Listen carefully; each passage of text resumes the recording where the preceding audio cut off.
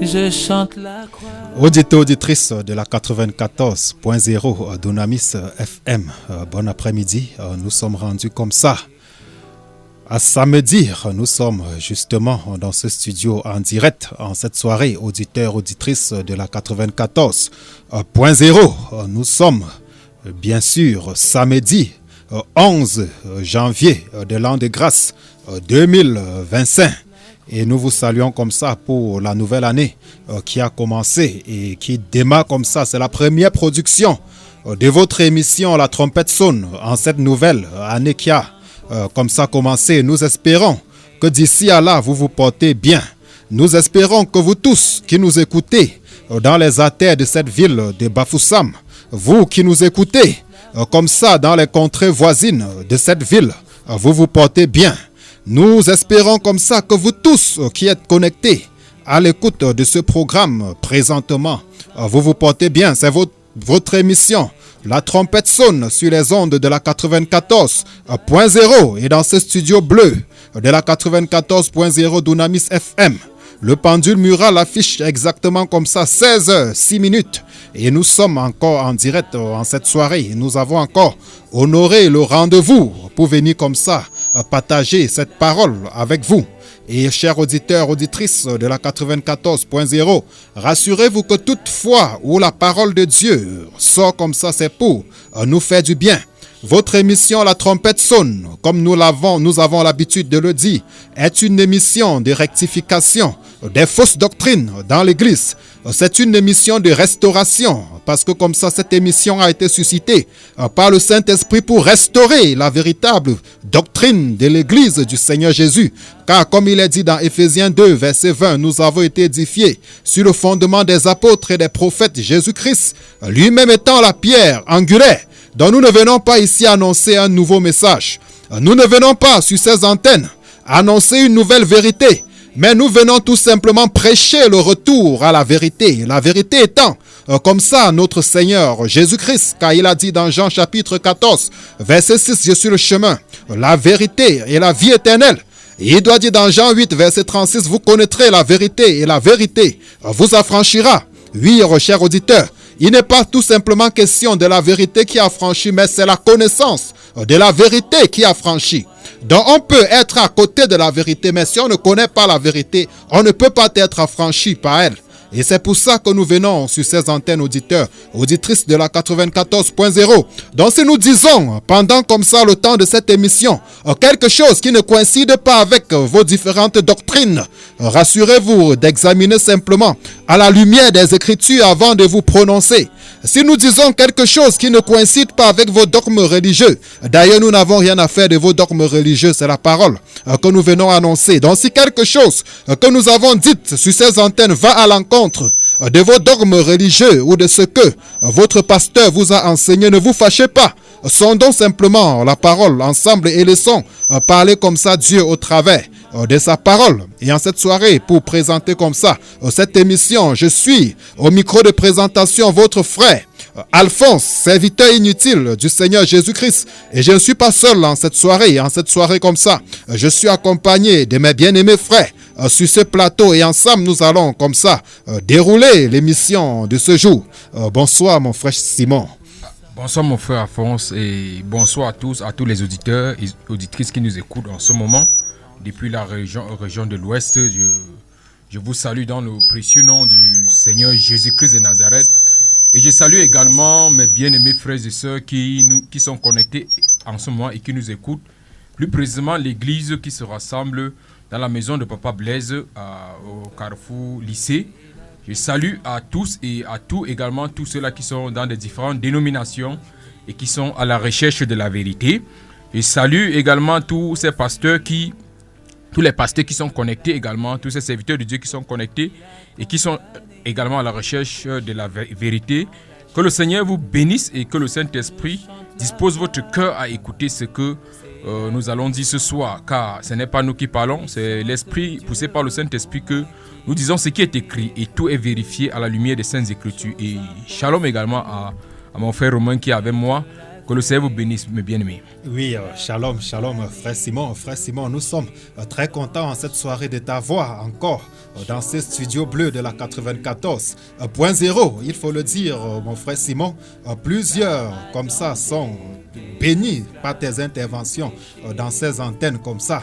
C'est la raison pour laquelle nous sommes contents de ta voix encore en cette soirée sur ces antennes de la 94.0. Et comme ça, j'ai une question pour toi, mon frère Simon. De plus en plus, je ne sais pas ce que l'ennemi ou le diable est en train de faire comme ça vis-à-vis de la femme, parce que je me suis rendu compte que la femme est devenue la cible du diable. La preuve en est, regardons simplement l'accoutrement des femmes dans la rue. De jour en jour, on a tel mode qui sort. Dernièrement, c'est mon épouse qui me parlait comme ça, de ce style de greffe maintenant qu'on met seulement la colle avant de coller sur le front. On se demande qu'est-ce qui ne va pas avec les femmes. Est-ce que les femmes comme ça n'ont pas des problèmes avec Dieu et avec Satan? Parce que Satan comme ça a vraiment ciblé la gente féminine en cette fin des temps. Que doit faire une sainte femme, mon frère Simon, pour comme ça s'en sortir des griffes de l'ennemi en cette fin des temps? Gloire à Jésus-Christ. Et nous voyons, mes bien-aimés, que depuis le commencement, l'ennemi a toujours utilisé la femme pour pervertir les voies droites de notre Seigneur. Et dans nos jours, nous voyons que c'est la même chose qui se passe. Et en première position, nous voyons la femme Jézabel. Donc c'est un type pas excellent. Une femme dont beaucoup ont hérité de cet esprit et qui sont en train de pervertir le voie droit de notre Seigneur. Bien aimé, ce sont les signes de la fin du temps que le mal va augmenter. Et déjà, en lisant les livres de Proverbes, on parle de la mine d'une prostituée. Et les Saintes Écritures sont là pour nous éclairer la différence de ceux qui aiment Dieu et de ceux-là qui n'aiment pas Dieu. Et vous verrez, la Bible nous dit clairement, le corps de la femme est pour son mari. Non, le corps de la femme est pour ceux qui sont en pleine rue. Et aujourd'hui, beaucoup de femmes viendront à toi pour pleurer que j'ai des couches de nuit, j'ai des maris de nuit, oubliant, mes bien-aimés, oubliant que toutes ces choses proviennent d'où? C'est parce qu'ils exposent ces corps, exposent leurs parties en rue, et les gens qui ont les yeux pour regarder ces choses, comme la Bible nous dit, celui qui regarde une femme et la convoite dans le cœur. Vous allez regarder, mon frère, la Bible n'a jamais dit la femme qui regarde un homme, mais la Bible a toujours dit celui-là qui regarde une femme et convoite dans le cœur. Ça veut donc dire qu'il y a quelque chose chez les femmes qui attire des personnes à les convoiter. Et nous savons que la femme, étant donné que c'est une belle créature de Dieu et dont la Bible nous interpelle à s'habiller d'une façon décente, nous voyons le contraire. Comme la Bible nous dit clairement que Satan est venu pour combattre ceux-là qui gardent les commandements de Dieu. Donc Satan est là pour combattre la pudeur de Dieu, combattre ce que Dieu a prescrit. Et ainsi, bien aimé, pour te répondre, si nous voyons ainsi, c'est pour montrer combien de fois l'ennemi est en rage dehors et beaucoup de gens doivent retourner à la parole de Dieu et pouvoir faire la volonté de Dieu. Oui, retourner comme ça à la parole du Seigneur et pouvoir faire la volonté de Dieu. Comme ça, un autre frère est avec nous sur ces antennes de la 94.0. Lui, c'est un habitué, c'est le frère Romain. Shalom, mon frère Romain. Shalom, homme de Dieu. Shalom, mon cher frère bien-aimé, que j'aime beaucoup. Shalom, mon frère Simon. Et shalom à notre grand émérant qui est toujours en poste. Shalom à toi. Et shalom au peuple de Dieu, tous ceux-là qui aiment Dieu d'un cœur pur. Et shalom à toutes les bien-aimés frères et sœurs qui sont dans tous les 4 vents de l'Ouest en particulier, et shalom à l'église qui se rassemble dans la maison de Blaise Talom, Papa Blaise. Donc nous avons nommé Papa Blaise. C'est ça. Shalom à cette église-là. Shalom à toutes les sœurs, et encore, j'ai oublié quelque chose. Shalom à ma merveilleuse épouse, elle est merveilleuse comme son nom, car elle s'appelle Amélie Merveille. Amen. Donc elle est merveilleuse comme son nom. Amen. Et je la chablonnise précieusement en cette soirée. Amen. Et shalom également à toutes nos sœurs qui sont à l'écoute de cette émission, et aux auditeurs, auditrices de toutes les vents, de tous les 4 vents de l'Ouest, dans le Mambotos, à Penka-Michel, partout là, qui écoutent, qui sont assidus à cette émission. Vraiment, que le Seigneur vous bénisse abondamment, et que le Seigneur aiguise votre entendement, ouvre et dispose votre esprit, à être attentifs à la parole. Car les hommes sur le plateau, la voix qui sort, vous pouvez entendre la voix de l'homme, mais souvenons-nous, lorsqu'on est attentif, le son de la profondeur, c'est la voix de l'esprit qui appelle et crie à ses enfants de retourner à la parole. Car le désir de notre cœur, c'est de vous voir retourner à la parole. Que le Seigneur bénisse tous les auditeurs de la 94.fm en cette soirée. Que le Seigneur vous bénisse en cette soirée, chers auditeurs, auditrices de la 94.0. Et puisque mon frère Romain, tu as tenu comme ça à saluer comme ça ta charmante épouse, ça se voit que tu es rayonnant. C'est la preuve qu'elle exerce comme ça bien son ministère envers toi. En tant que ton aide semblable, nous tenons également, tu vois que le frère Simon également est rayonnant. C'est la preuve que son épouse également, que nous saluons en passant, exerce un ministère dans l'ombre. Également, je tiens à saluer ma charmante épouse, comme ça, parce que, chers auditeurs, auditrices, si nous sommes sur ces antennes, il y a des personnes dans l'ombre qui font un travail magnifique. Et c'est la raison pour laquelle nous tenons également à honorer nos épouses en cette soirée. N'est-ce pas ça, mon frère Simon? Parce que c'est important aussi. Je rends grâce à Dieu, frère, et c'est vraiment important parce qu'on dit, il y a un adage qu'on dit, derrière un homme fort se cache une femme de feu. Donc je rends grâce, et en passant vraiment, je salue mon épouse, que je crois également qui est en train de nous écouter pour le moment. Elle qui me soutient dans tous les côtés, et je crois que tous les fois elle me dit toujours, chérie, je prie beaucoup pour toi. Amen. Pour que cette vérité soit répandue dans la région de l'Ouest. Amen. Gloire à Jésus. Amen. Mais comme je le disais tout à l'heure, mon frère Romain, le diable connaissant que si la femme véritablement est en train de faire ce que Dieu attend d'elle, l'Église sera très triomphante même. Parce que dans le livre des Proverbes, il est dit que la femme sage bâtit sa maison, mais l'insensé la renverse de ses propres mains. Oui, c'est pour ça que le diable justement cible beaucoup la gente féminine. Nous n'avons qu'à observer le comportement de certaines femmes au jour d'aujourd'hui avec ces affaires de faux cheveux, faux cils, faux ongles. Parce que quand une femme peut se tenir sur le marché et dire donnez-moi les faux ongles, elle prend cela pour mettre sur les vrais ongles que Dieu lui a gratuitement doté pour se gratter par exemple le corps. Est-ce qu'il n'y a pas un problème? Parce qu'on voit le fossile, elle te regarde, elle est comme le chat-tigre. Tu vois avec les ongles, ces ongles-là, son téléphone tombe, elle ne peut pas ramasser et elle ne se pose pas des bonnes questions. Quand on leur prêche même la parole qui dit que la femme, pendant qu'elle prie, doit se voiler, elle répond en disant que la chevelure lui a été donnée pour voile. Et quand tu regardes sur sa tête, maman pasteur, ce sont des faux cheveux. Mon frère bien-aimé, c'est véritablement un danger en milieu chrétien. Nous touchons premièrement le milieu chrétien parce que le milieu, les chrétiens ou encore l'église est censé être le modèle et de prôner la vie de Dieu partout. Le parfum de Christ doit se répandre dans tous les lieux. Mais chose curieuse, comme tu évoques mon frère, on ne parvient pas en ce temps-là à faire une différence entre une sainte femme et une femme prostituée. C'est ça qui aujourd'hui est la plus grande confusion en milieu chrétien. C'est une gangrène. Et que c'est quelque chose étonnant même que les soi-disant mamans pasteurs ont toujours les versets bibliques pour pouvoir soutenir en disant Dieu regarde au cœur et non à l'apparence. Mais je me pose donc la question que qu'en est-il des passages de l'Écriture où le Seigneur a dit offre ton corps comme un sacrifice vivant? Vous voyez, c'est que l'ennemi de nos âmes, que les bien-aimés puissent réellement nous écouter en cette soirée, que vraiment que vous puissiez exercer beaucoup de patience pour nous écouter et de savoir, c'est par amour pour vos âmes que nous pouvons dire quoi que ce soit ici, parce que nous désirons que tous nous soyons dans la gloire. Nous désirons que lorsque la trompette sonne, même si c'est maintenant, que nous tous nous soyons enlevés dans les airs à la rencontre de notre merveilleux Seigneur et Sauveur Jésus-Christ. Oui, c'est le but pourquoi nous sommes sur les antennes. Sinon, nous-mêmes, nous serons dehors en train de monter, descendre, nous balader. Mais en ce temps précieux dont nous prenons précieusement pour nous édifier, pour vous parler, c'est parce qu'en réalité, nous désirons vous voir dans la gloire. Donc, j'étais donc en train de dire que, mes bien-aimés, c'est que l'ennemi de nos âmes, c'est-à-dire Satan, aime tellement les femmes. Et la femme est intimement liée à Satan. Et la femme est un instrument puissant entre les mains de Satan pour la destruction ou pour la destruction de l'homme, ou la destruction des choses de Dieu, ou encore pour pervertir les choses de Dieu. Raison, ce n'est pas pour rien qu'il est interdit que la femme doit se taire.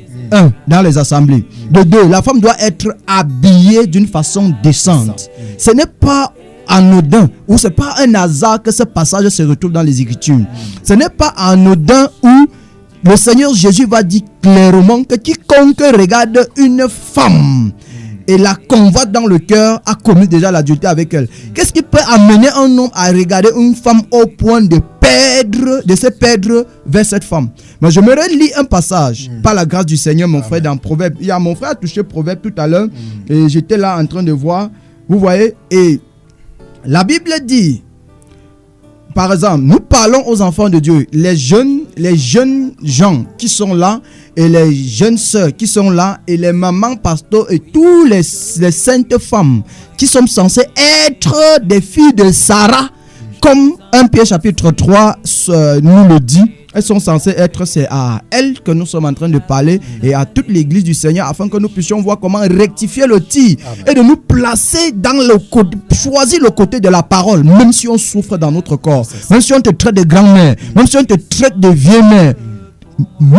Tu te mets dans cette tenue-là, tu es agréable au Seigneur.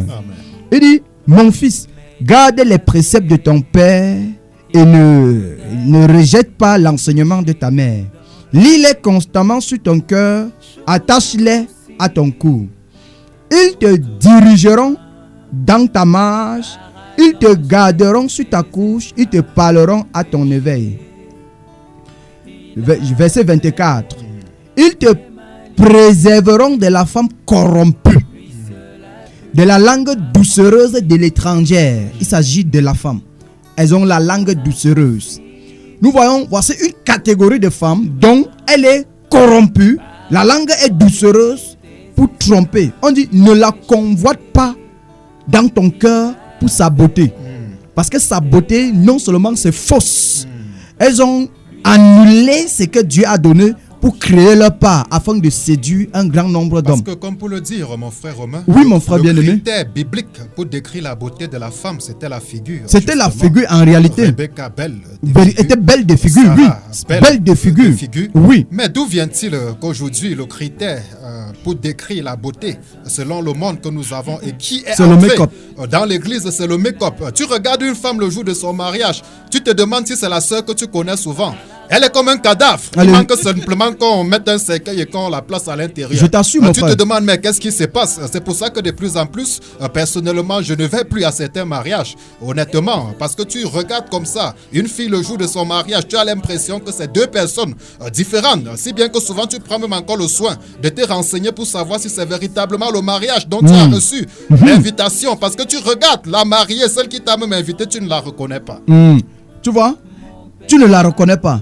Mais nous sommes en train de parler comme ça, en plein milieu chrétien. Hein? C'est en plein milieu chrétien que nous nous rendons compte que les femmes se sont dépimentées. Ils ont mis la poudre qui est, on appelle la poudre et les urines du diable comme ils mélangent pour mettre sur leur visage. Ça fait en sorte que la femme sort et ce que Dieu a donné de naturel, il a dénaturé tout cela afin d'être comme une zombie. C'est une zombie qui est en train de mater. C'est pour ça que nous voyons, vous allez voir qu'on a donné le nouveau nom de femmes depuis un temps, on les appelle les panthères. Pourquoi est-ce qu'on les appelle les panthères? Parce qu'en réalité, leur apparence est uniquement celui d'une panthère. C'est ça. Tu vois, elle est dehors pour faire quoi? Pour dévorer. Et un proverbe dit que, car pour la femme prostituée, on se réduit à un morceau de pain. Donc voilà une panthère qui sort pour dévorer. Mais le Seigneur est en train d'interpeller donc à ceci ses enfants. Nous restons là à interpeller ses enfants, ses filles, les filles de Sarah dignes de ce nom-là, de retourner à la parole. Car l'Écriture déclare clairement, mes frères, la Bible dit que la femme doit avoir l'extérieur qui convient. Regardons. On dit que Dieu regarde au haut, ils disent que Dieu regarde au cœur. Mais le Saint-Esprit par l'apôtre Paul dit, la femme doit aussi avoir l'extérieur qui convient à la sainteté. Elle doit s'habiller d'une façon décente. Tu vois? Et on dit qu'elle doit avoir plutôt une parure. cette parure-ci là cachée dans son cœur. C'est la parure cachée dans son cœur. Et on dit que cette parure-ci, c'est l'esprit doux et paisible. C'est cet esprit qui parlait de sa douceur pour gagner l'homme. Peut-être qui n'a pas cru, ou l'homme qui est autour de lui, qui est son mari, qui n'a pas cru. Mais nous nous rendons compte que les femmes ont donc laissé ceci là pour se livrer à la prostitution. Parce que tu vas voir, une maman pasteur qui est habillée, qui a cette apparence-ci là, appelle peut-être une autre qui n'a pas cru au Seigneur, prostituée. Entre-temps, entre les deux, il n'y en a aucune différence. Justement. C'est ça. Alors que le Seigneur dit, il faut qu'on connaisse la différence entre celui ou celle qui craint Dieu et celle qui ne craint pas Dieu. Comment nous allons voir une maman pasteur avec cette apparence-ci là, les faux cheveux, les faux cils, faux lèvres. Frère, il y a les faux lèvres. J'ai vu les faux lèvres. Donc quelqu'un a mis jusqu'à elle enlève comme ça la fausses lèvres, les faux ongles. Et le véritable problème c'est que ils appellent faux, mais ils prennent, ils mettent. Entre temps, on dit que c'est quoi? Ils vont dire que c'est la beauté.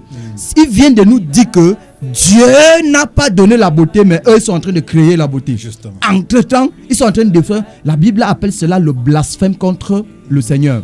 Qu'ils sachent, le blasphème contre le Seigneur, c'est d'essayer de détourner ce que Dieu a fait droit et on cherche les détours. C'est ça le blasphème également contre la parole. Donc, c'est nos sœurs qui craignent Dieu. Nous vous interpellons, mes sœurs, que vous devez comprendre une chose. Dieu a donné une beauté naturelle à la femme. Les femmes sont belles. Regardons les femmes dans la sainteté, dans la sainte doctrine, frère. Tu regardes comme une femme, elle est belle. Descendre, mon frère bien-aimé, elle est belle, descendre dans sa nature, elle est tellement belle. Tu regardes comme ça, tu dis, waouh Seigneur, une jolie créature. Mais par contre, nous nous rendons compte que d'autres regardent, frère, ils disent que non, mieux n'est pas encore chercher le Mami Wata pour se oindre avec, tous les poudres de Mami Wata là, pour se oindre avec. Un auditeur se signale, nous n'avons même pas encore donné les numéros. Oui, auditeur, auditrice, vous avez le 6 94 63 94 6 91 63 94 ou encore le 6 75 82 79 84 6 75 82 79 84. Oui mon frère. Oui mon frère. Donc que nos sœurs sachent que Dieu ne regarde pas à l'intérieur seulement, mais pour qu'on reconnaisse qu'une banane est mûre, on voit ça commence de l'intérieur, ça apparaît à l'extérieur. Tu vas voir que ce que les femmes font là, c'est exactement ce que les gens font sur le plancton aujourd'hui. On met le produit, ça mûrit à l'extérieur, l'intérieur est pourri. L'intérieur n'est pas mûr, elle est crue. C'est la même chose avec nos sœurs qui prennent le maquillage pour se maquiller, se dépimenter, pour ressembler aux zombies. Mais bien aimés, nous ne sommes pas en train de vous insulter, mais nous sommes en train de dire que vous manquez le respect à ce que Dieu a fait. La Bible déclare que se vantant d'être sages, ils sont devenus fous. Dans Romains chapitre 1, je crois que nous allons aller lire là-bas, on dit que ils ont changé la nature de Dieu. Oh Seigneur Jésus, merci Père. Amen. Merci Père. Amen. Romains chapitre 1. Oui. Romains, dans notre livre, auditeur, auditrice, prends ta Bible dans Romains chapitre 1. Oui. On va lire à partir du verset 18. Amen. On va aller doucement à partir du verset 18. Il dit, la colère de Dieu se révèle. À partir du verset 18 de Romains chapitre 1, mes bien-aimés. La colère de Dieu se révèle du ciel contre toute impiété et toute injustice des hommes qui retiennent injustement la vérité captive. Car ce qu'on peut connaître de Dieu est manifeste. Nous parlons comme ça aux catholiques, aux prêtres catholiques et tous les évêques, les archevêques catholiques là, qui retiennent la vérité captive, qui connaissent que voici la vérité, mais ils ont induit le peuple de Dieu dans l'erreur. Ils ont amené le peuple de Dieu à adorer Marie, à adorer les saints, Saint Joseph, Saint Cécilia, que les enfants de Dieu sortaient du milieu d'eux. Pour ne pas, parce que la colère, on dit que la colère se révèle. La colère se révèle de Dieu, se révèle du ciel contre toute impiété et toute injustice des hommes qui retiennent injustement la vérité captive. Car ce qu'on peut connaître de Dieu est manifeste pour eux.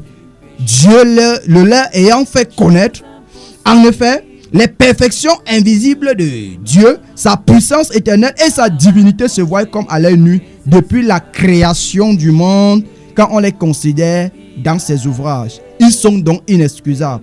Donc si tu es dans le catholicisme, sache que tu es inexcusable devant Dieu. C'est le prêtre ne rendra pas compte pour toi. C'est juste le passage. Amen. Puisque ayant connu Dieu, ils ne l'ont point glorifié comme Dieu.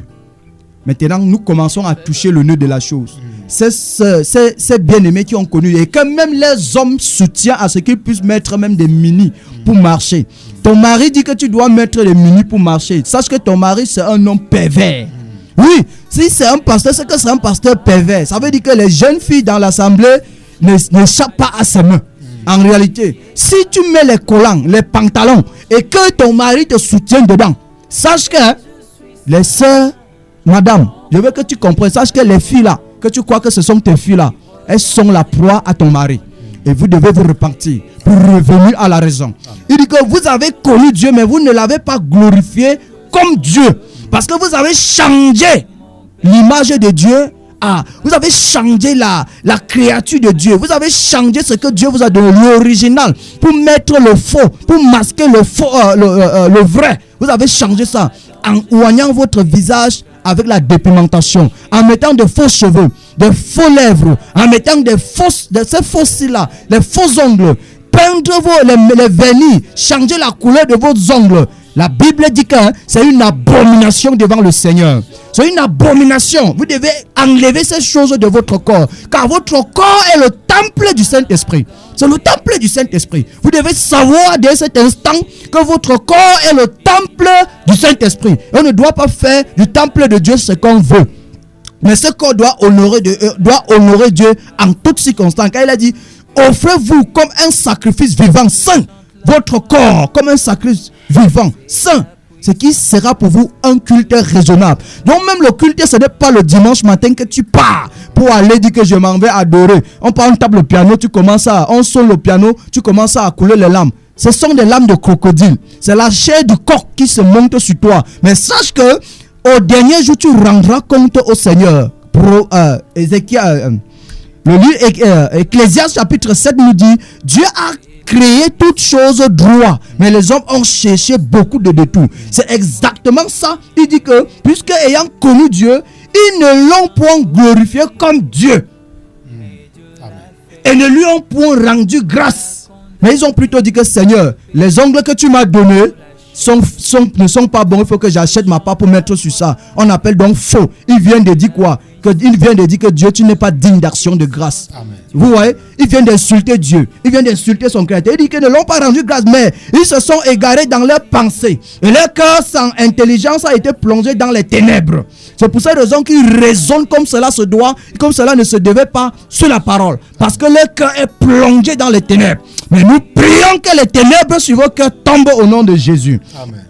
Se vantant d'être sages, sont devenus fous. Et ils ont changé la gloire du Dieu incorruptible en image représentant l'homme corruptible. Vous voyez?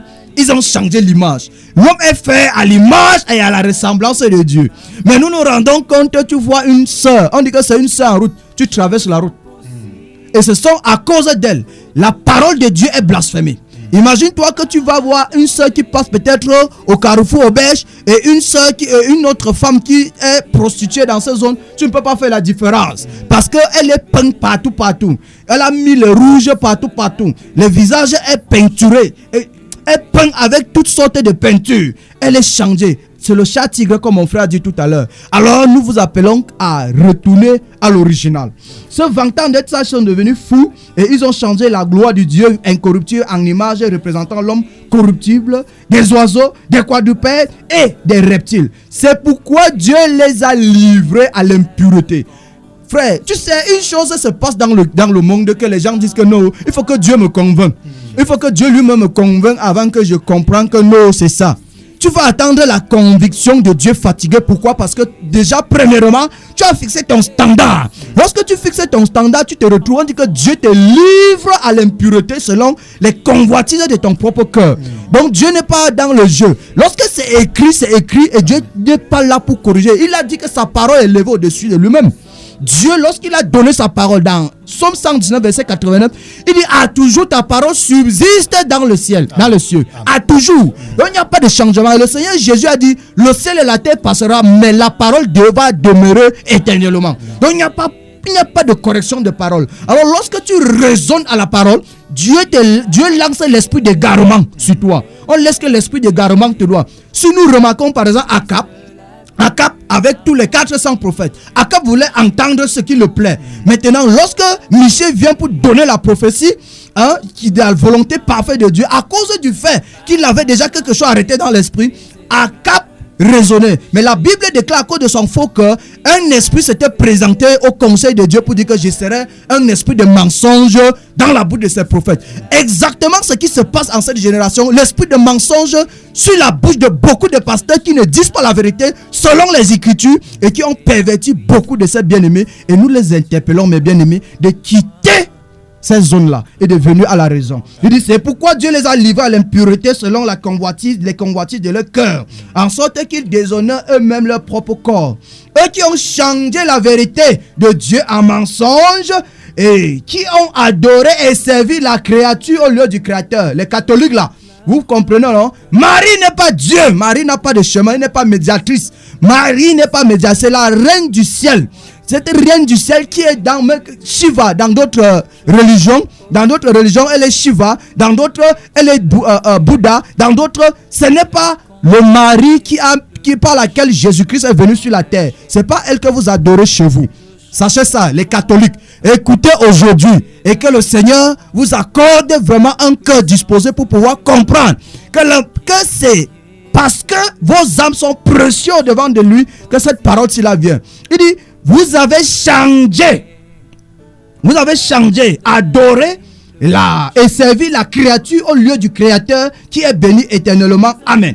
C'est pourquoi Dieu les a livrés à des passions infâmes. Car leurs femmes ont changé l'usage naturel en celui qui est contre nature. Voilà les choses que nous décrions ici en ce qui concerne. Et même les hommes abandonnent l'usage naturel de la femme, se sont enflammés dans leurs désirs les uns pour les autres, commettant homme avec homme des choses infâmes. On parle comme ça des homosexuels, qui sont les homosexuels. Mais nous restons cadrés aux femmes qui ont changé et dit à Dieu que la peau que tu m'as donnée, si là n'est pas bon, je veux être métisse. Ils ont sorti d'autres teintes métisses, toutes sortes de produits dont ils achètent pour les changer. Ils oublient que ces produits, ça vient directement du royaume des ténèbres. Ça vient de Satan. Pour détourner le peuple de Dieu, pour détourner les sœurs qui devraient être dans l'intercession devant Dieu. Elles deviennent abominables devant Dieu à cause du fait qu'ils se sont dépimentés et changé l'image de Dieu à une fausse image. Que le Seigneur bénisse son peuple qui écoute. Amen. Que le Seigneur vous bénisse en cette soirée, auditeurs, auditrices de la 94.0. Mes chères sœurs, bien-aimés, nous ne sommes pas fâchés contre vous, mais nous venons simplement exposer la volonté du Seigneur pour vous, parce que ceci est comme ça salutaire. Frère Simon, il faut le dire, parce que plusieurs vont prendre le passage d'un Samuel chapitre 16, quand Samuel est allé chez Isaïe pour oindre un enfant, pour faire roi. Là-bas, quand il doit regarder comme ça, le Seigneur doit lui dire, ne regarde pas à l'apparence, car celui-là, je l'ai rejeté, car je regarde au cœur et non à l'apparence. Maintenant, on prend ce passage hors de son contexte pour dire que non, la femme peut s'habiller n'importe comment parce que Dieu ne regarde pas à l'apparence, mais Dieu regarde au cœur. Est-ce que ce n'est pas cette mauvaise interprétation des Écritures qui fait justement un problème dans le monde ecclésiastique aujourd'hui? Parce que tu dois voir une sœur, elle a au moins 4 trous sur ses oreilles, 4 trous sur l'oreille droite, 5 trous sur l'oreille gauche, 3 trous sur les narines, 5 trous sur les lèvres. Et on trouve que c'est normal dans le milieu chrétien, mon frère.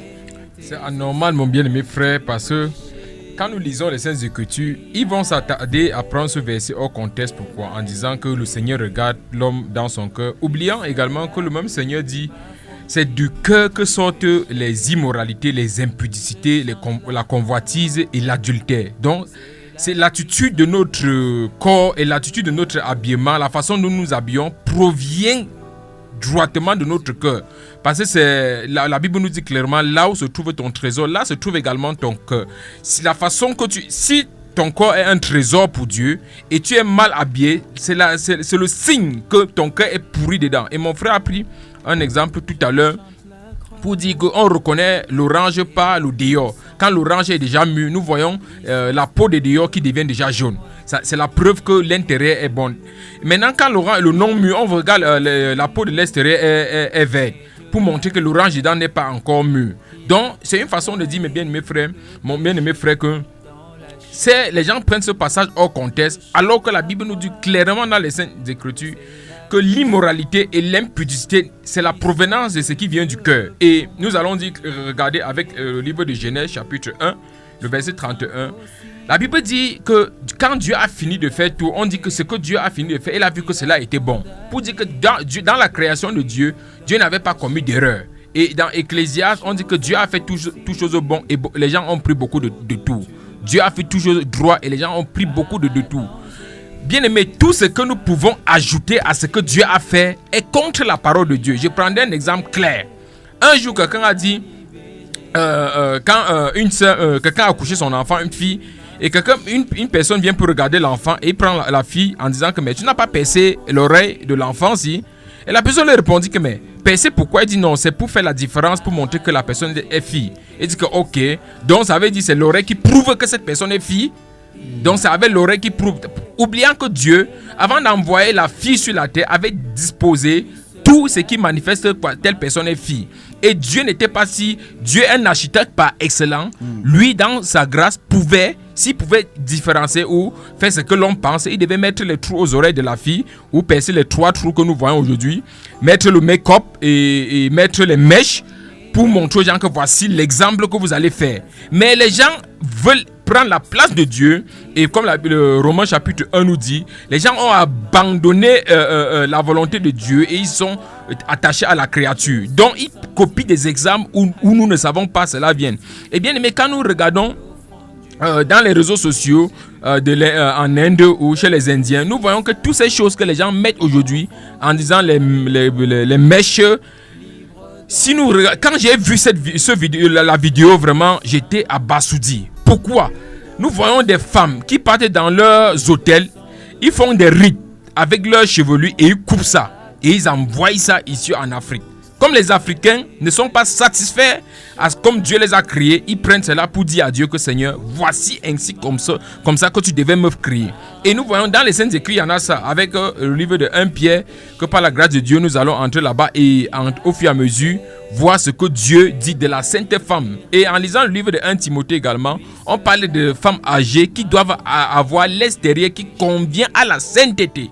Bien aimé, on ne discute pas. La parole de Dieu est claire. Et pour ceux qui veulent servir Dieu et qui veulent ancrer dans le royaume, nous devons marcher selon la lumière des Saintes Écritures. Parce que devant le trône de Dieu, comme je le dis toujours, nous serons jugés par les Saintes Écritures. Et devant le trône de Dieu, tu ne vas pas dire je ne connaissais pas. C'est pourquoi dans ce dernier temps, Dieu a suscité un faible reste pour sonner cette sonnette d'alarme ou la trompette afin d'éveiller plus précisément les enfants de Dieu qui se trouvent dans ce milieu où ils s'habillent indécemment.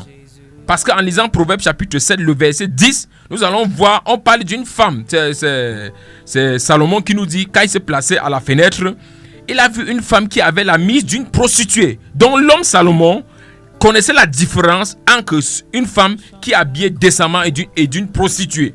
Et nous voyons dans les assemblées, dans les milieux dits chrétiens, sur des pupitres ou sur la chair, comme on le dit, les femmes qui sont placées là-bas, exposant leur nudité. Je dis souvent, la forme que Dieu a mis sur ces femmes-là, c'est Dieu qui l'a façonné. C'est pourquoi je dis ce sont des belles créatures de Dieu.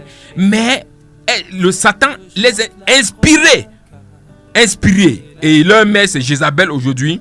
Satan les a inspirés pour pouvoir pervertir les voies droites du Seigneur en poussant cette femme-là à pouvoir s'habiller d'une façon que nous ne comprenons pas aujourd'hui. Et à cause de ça, nous allons voir ce que les viols d'ailleurs. Ma soeur, mon frère, toi chrétien qui dis tu as été violé, avant que tu ne sois violé, comment tu étais habillé?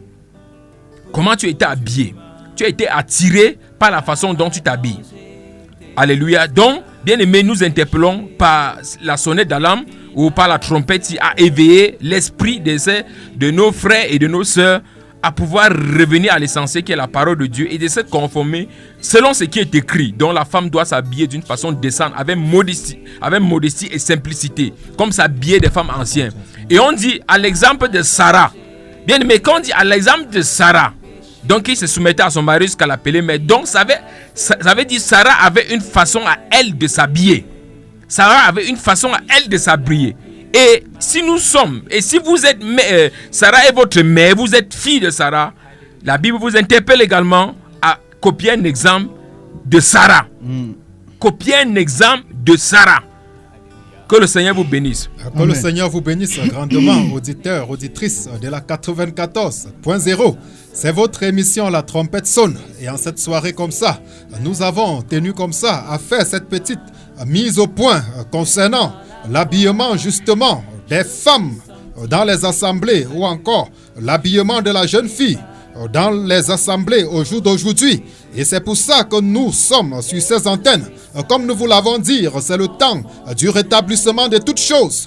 Dans les moindres détails, la parole du Seigneur doit être restaurée, auditeurs, auditrices de la 94.0. Et c'est la raison pour laquelle cette émission, La Trompette sonne, a été suscitée par le Saint-Esprit. Comme code d'accès pour nous avoir dans ce studio, vous avez le 6 91 63 80 et 14, 6 91 63 80 14, ou encore le 6 75 82 79 84, 6 75 82 79 84. Vous avez également la possibilité de nous faire parvenir comme ça vos interventions ou vos contributions par WhatsApp au 6 91 63 80 14. Que Dieu vous bénisse grandement en cette soirée. Prenons-nous juste après cette ponctuation musicale le temps pour vous de prendre une position confortable d'écoute pour la suite de l'émission.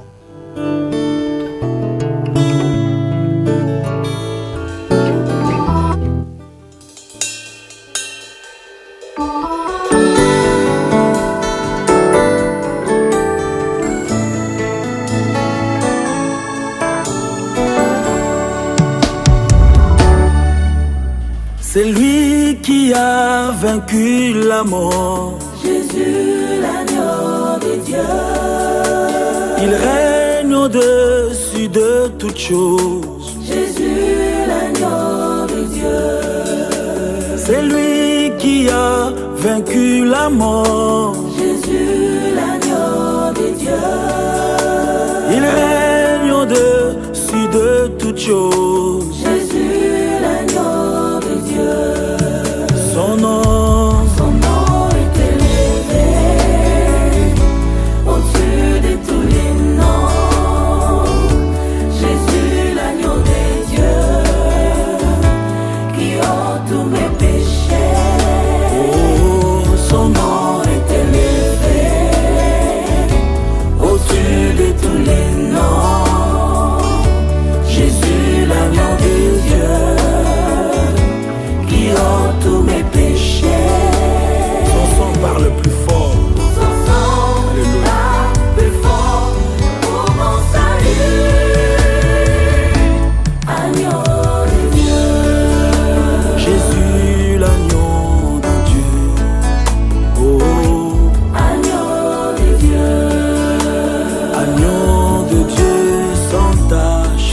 Jésus, Agneau de Dieu. agneau messager de la grâce. Oh, Agneau de Dieu.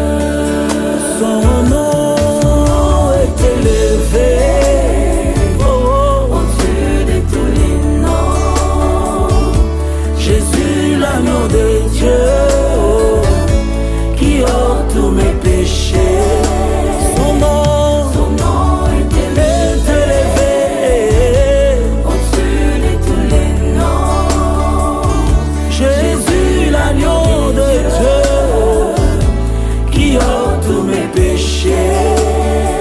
Son sang parle plus fort Plus fort pour mon salut.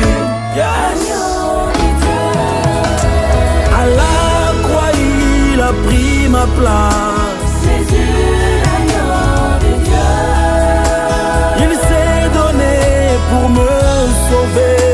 Jésus, l'agneau de Dieu. À la croix, il a pris ma place.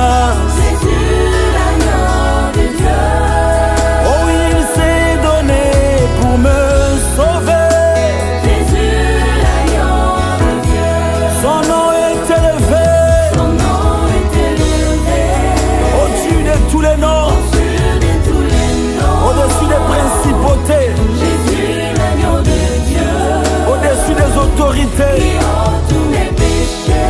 Son nom est élevé au-dessus de tous les noms dans les cieux, sous la terre. Jésus l'agneau de Dieu, qui ôte les péchés du monde. Jésus, Qui ôte tous mes péchés. et son sang parle plus fort. Yes, jusqu'aujourd'hui. Pour mon salut, agneau de Dieu. Jésus, l'agneau de Dieu. Oh, oh, oh. Agneau de Dieu. Agneau de Dieu qui a pris ma place, Seigneur. Gloire à toi, Père. Agneau de Dieu, chanté comme ça par Henri Papa Mouladja. Un auditeur se signale. Nous allons prendre cet auditeur. Auditeur, auditrice de la 94.0. Bonsoir. L'auditeur est en ligne. Bonsoir, auditeur. Oui, nous allons prendre comme ça cet auditeur qui bouscule. Oui, auditeur. Oui, auditeur, auditrice de la 94.0, bonsoir. Bonsoir, bien-aimé. Oui, à qui avons-nous l'honneur? Vous êtes connecté en direct sur l'émission La Trompette Sonne. Oui, c'est le frère Michael depuis Ngwashi. Oui, frère Michael depuis Ngwashi, nous saluons en passant toute la population du grand quartier Ngwashi. Amen, amen, amen. Oui, nous vous écoutons, frère Michael. Oui, déjà, vous êtes en train de toucher un point très sensible là, un point qui, voilà, vient encore dévoiler les œuvres du diable, parce que, selon comme le Seigneur l'a dit, par le canal de l'apôtre Paul, les autres exercer à la piété. À la piété, parce qu'aujourd'hui, selon le couloir que le Seigneur est en train de vous conduire ce soir, c'est un couloir qui doit davantage aider nos bien-aimés sœurs partout dans les coins, ceux-là qui écoutent.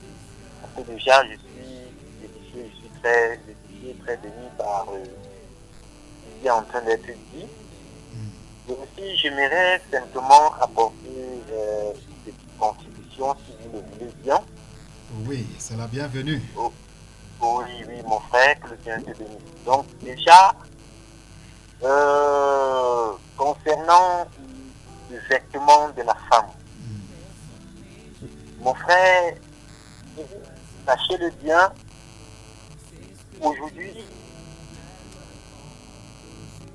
ce que nous appelons les endroits chrétiens, c'est vraiment terrible, c'est différent parce que déjà dans ces endroits, on tient compte des dîmes, des offrandes, et beaucoup d'autres choses sans toutefois toucher. Même si tu t'habilles n'importe comment, tu es la bienvenue. Et l'une des preuves même que le Saint-Esprit n'est pas là, c'est le fait que ces personnes s'habillent.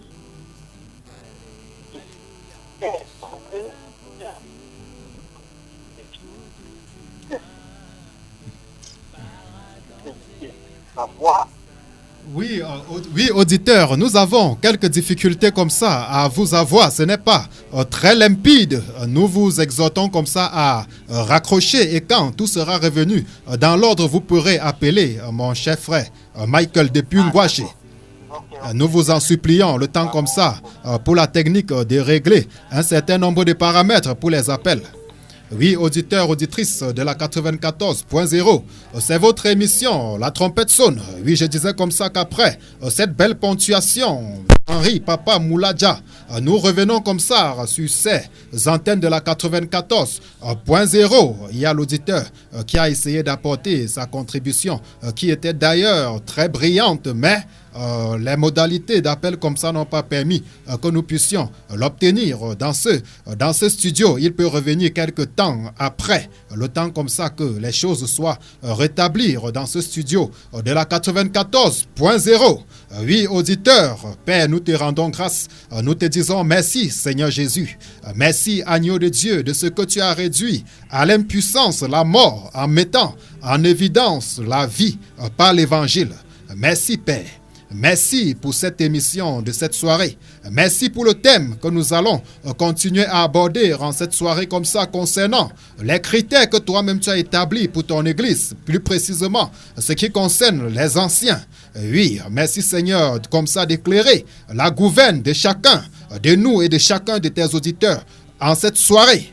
Oui, auditeurs, auditrices de la 94.0, l'habillement sur la femme comme ça est juste une parenthèse que nous avons voulu ouvrir en cet après-midi. Et si le Seigneur le veut fort bien, nous allons entrer dans les détails. Ça pourra faire l'objet de tout un enseignement parce que ça part dans tous les sens aujourd'hui dans le milieu chrétien. Oui, nous allons continuer comme ça. Le thème que la foi passé, nous avons laissé sur ces antennes. Je tiens à préciser que nous avons passé comme ça 2 séances sans être sur ces antennes dont nous retrouvons justement comme ça l'enseignement que nous avons commencé à aborder ici concernant les anciens auditeurs auditrices de la 94.0. Il était question pour nous de vous faire comprendre à la lumière des Écritures que l'Église du Seigneur Jésus-Christ n'est pas dirigée par un pasteur. Il était question de vous faire comprendre que l'Église de Jésus-Christ n'est pas dirigée par un homme, mais l'Église du Seigneur Jésus-Christ, conformément aux Écritures, est dirigée par un collège d'anciens. Il y a un autre auditeur qui se signale, peut-être il veut se rassurer que l'émission est en direct. Nous vous rassurons bien que l'émission est en direct. Vous pouvez appeler et vous nous aurez en direct dans ce studio. Je crois que le problème a été résolu. Donc, comme nous l'avons dit, chers auditeurs, que l'Église du Seigneur n'est pas dirigée par un homme, mais l'Église du Seigneur est dirigée par un collège d'anciens. Nous allons prendre cet auditeur qui se signale. Nous prenons cet auditeur. Oui, auditeur, bonsoir. Bonsoir, mon papa. Comment allez-vous? Oui, à qui avons-nous l'honneur? Ok, moi. À qui avons-nous l'honneur en cette soirée? Moi, c'est Achifo Tala Etienne depuis Bamendjou. Tala Etienne depuis Bankim. Bamendjou. Depuis Bamendjou. Oui, nous saluons en passant toute la population de Bamendjou. Merci bien et que la grâce soit. Amen, amen. Papa, quelle émission. Oui, en cette soirée, nous avons commencé à parler de l'habillement des femmes, mais le thème qui est le nôtre, c'est justement les anciens. Nous parlons en cette soirée des anciens, selon les Écritures. Ça veut dire les anciens selon la Bible. Ok, mon papa. Bon, les hommes ont toujours eu à nous faire comprendre que si nous ne croyons pas aux ancêtres, c'est qu'on ne doit pas y croire aux prophètes, aux anciens du passé. Est-ce que c'est possible cela? Sire, posez votre question. Nous voulons bien noter votre question. Reprenez la question, nous vous en supplions. Si les païens ne croient pas, parce que j'étais d'abord jadis païen. Oui. Mais aujourd'hui, je me suis vraiment confessé et vraiment j'ai donné ma vie à Christ. Oui. Il y a tellement d'obstacles sur mon chemin, je ne sais pas trop. Bon, je disais, je demandais tantôt, les païens ont toujours cru que si les chrétiens ne croient pas aux ancêtres, c'est qu'ils ne vont pas y croire, disons, aux anciens de la Bible. C'est vrai ou c'est faux ça? Oui, la question est notée. Vous avez une autre question, mon frère Tala? Ok, mon père.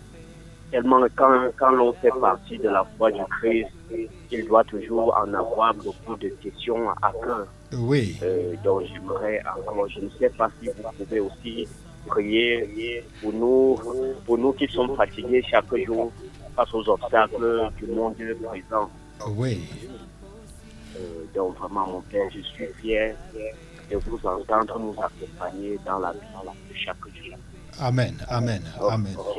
Oui. Et priez aussi pour moi, je suis aussi dans une zone où c'est pas facile pour moi d'en trouver la femme. sache, moi, pour trouver la femme, j'ai décidé encore de trouver une femme de foi avant d'avoir n'importe quelle relation ou mariage. Oui. Donc moi, je ne fais plus dans le temps jadis. Justement. Donc, tu peux simplement raccrocher. Nous allons apporter des éléments, des réponses à ta question, mon bien-aimé frère. Oui, donc là c'est le frère. Là c'est le frère Tala. Il s'est présenté, le frère Tala de Bamenju. Donc il nous a appelé et il a comme ça plusieurs questions qu'il nous a posées. Et nous allons comme ça prendre quelques temps d'antenne comme ça vers la fin pour répondre à sa question. Et nous croyons comme ça que le Seigneur nous fera du bien en cette soirée et qu'il apportera plus de lumière à la parole en cette soirée, auditeurs, auditrices de la 94.0, dont je propose, mon frère Romain, qu'avec les questions de l'auditeur, que nous puissions prendre quelques minutes à la fin pour répondre à sa question. Le temps pour nous comme ça de poursuivre l'émission. Oui, en cette soirée, nous parlons comme ça des anciens sur les ondes de la 94.0 et nous répondons comme ça à plusieurs questions qui naturellement taraudent les esprits. Nous parlons des anciens selon la Bible. C'est un sujet que nous avons déjà commencé à aborder sur ces antennes de la 94.0 et là nous allons continuer encore avec le même thème. Et comme nous l'avons dit sur ces antennes de la 94.0, chers auditeurs, l'Église du Seigneur Jésus-Christ n'est pas dirigée par un homme qu'on appelle pasteur. L'Église du Seigneur Jésus-Christ n'est non plus dirigée par un homme qu'on appelle apôtre ou encore par un homme qu'on appelle évêque, mais l'Église du Seigneur Jésus-Christ est dirigée par un collège d'anciens. Et c'est ce que nous avons retracé comme ça dans les Écritures. Nous avons lu comme ça ce passage d'Actes chapitre 20 où l'apôtre Paul, après 3 ans comme ça à Éphèse, des Milais, il doit faire venir les anciens de l'Église, les exhortant à veiller sur le troupeau sur lequel le Saint-Esprit les a établis évêques. Et déjà, dans ce passage d'Actes chapitre 20, auditeurs, auditrices de la 94.0, nous n'avons pas le temps de lire encore cela sur ces antennes. Nous avons ressorti la notion selon laquelle il n'y a pas de différence entre un ancien et un évêque. Nous avons dit qu'ancien, évêque, c'est la même chose parce que nous avons une dérive dans le milieu chrétien aujourd'hui où quelqu'un doit commencer comme ancien. Après ancien, il est pasteur proposant. Après pasteur proposant, il est pasteur assistant. Après pasteur assistant, il devient pasteur fondateur. Mon frère Simon, il doit se placer et dire j'ai fondé plusieurs églises. Alors que l'église du Seigneur Jésus-Christ a un seul fondateur, lui Jésus, Christ de Nazareth. Après pasteur fondateur, maintenant qu'on a déjà plusieurs assemblées, on trouve que l'onction du pasteur est insuffisante. On devient maintenant apôtre. Après être apôtre comme ça, on va finir son one-man show et revenir pour devenir encore évêque. Alors que évêque et ancien, c'est la même chose. Il a commencé d'ancien, pour finir ancien. Mais tout simplement, on s'égare dans les thèmes. Après, un autre doit dire, moi je suis bishop. Tu lui demandes que signifie bishop, frère. Il te dit, je suis bishop. Un bishop, c'est quelqu'un qui est au-dessus de plusieurs assemblées et qui coiffe tout un secteur. Tu lui demandes, mais où est-ce que vous avez ramassé tout ça? Ils ne peuvent pas vous dire. Alors que évêque, ancien, bishop, c'est la même chose. Pour vous qui êtes d'expression anglaise. C'est la même chose. Bon, maintenant, les choses ont été perverties. Quand tu entends, par exemple, on appelle quelqu'un dans le jargon, dans le jargon anglophone ou dans le courant anglo-saxon, si on appelle quelqu'un bishop, tu t'attends à ce que non, c'est quelqu'un qui trône sur plusieurs assemblées. Tu t'attends à un général overseer qui est dans un headquarter. Or, ce n'est pas ce que la Bible nous a présenté, parce qu'on va appeler les simples anciens Elda. Ce n'est pas ça, mon frère Simon. Elda. Alors qu'en réalité, si nous rentrons dans les Écritures, nous allons constater qu'il n'y a pas vraiment de différence. Nous avons donc établi, disant que l'Église du Seigneur Jésus est dirigée par un collège d'anciens. Nous avons distingué 2 catégories d'anciens. Nous avons distingué les presbytres et les épiscopes. Parlant comme ça des presbytres, nous avons parlé des vieillards qu'on appelle Elda tout simplement, parce que ce sont des personnes âgées, des personnes qui ont acquis comme ça un certain nombre d'expériences de la vie et qui peuvent naturellement diriger par leurs conseils. Et également, nous avons parlé des épiscopes qui sont des anciens selon la grâce. Et parmi ces épiscopes, nous avons cité les apôtres du Seigneur Jésus-Christ par exemple.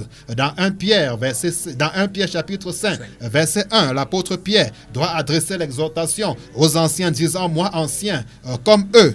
Nous avons le cas de Timothée qui avait été laissé à Éphèse comme ça pour établir les anciens. Et dans le critère d'établissement des anciens, le Seigneur lui a donné tout un nombre de canevas qu'il fallait suivre. Et dans ce 1 Timothée 5, verset 17, la Bible doit nous dire que les anciens qui dirigent bien soient jugés dignes d'un double honneur, surtout ceux qui travaillent à la prédication et à l'enseignement. Donc de ce fait, nous avons compris qu'en réalité, les ministères d'anciens ou encore les ministères d'Éphésiens 4, verset 11, ne sont rien d'autre que des ministères d'anciens. Parce que parmi ces anciens, on doit retrouver les apôtres, on doit retrouver les prophètes, on doit retrouver les évangélistes, on doit retrouver les pasteurs et on doit retrouver les docteurs. Ce sont donc là les épiscopes qui ont pour mission de surveiller le troupeau ou encore de veiller sur le troupeau. Et nous avons dit sur ces antennes, auditeurs, auditrices de la 94.0, que ça va dans tous les sens aujourd'hui parce qu'à la base, les choses ont été galvaudées.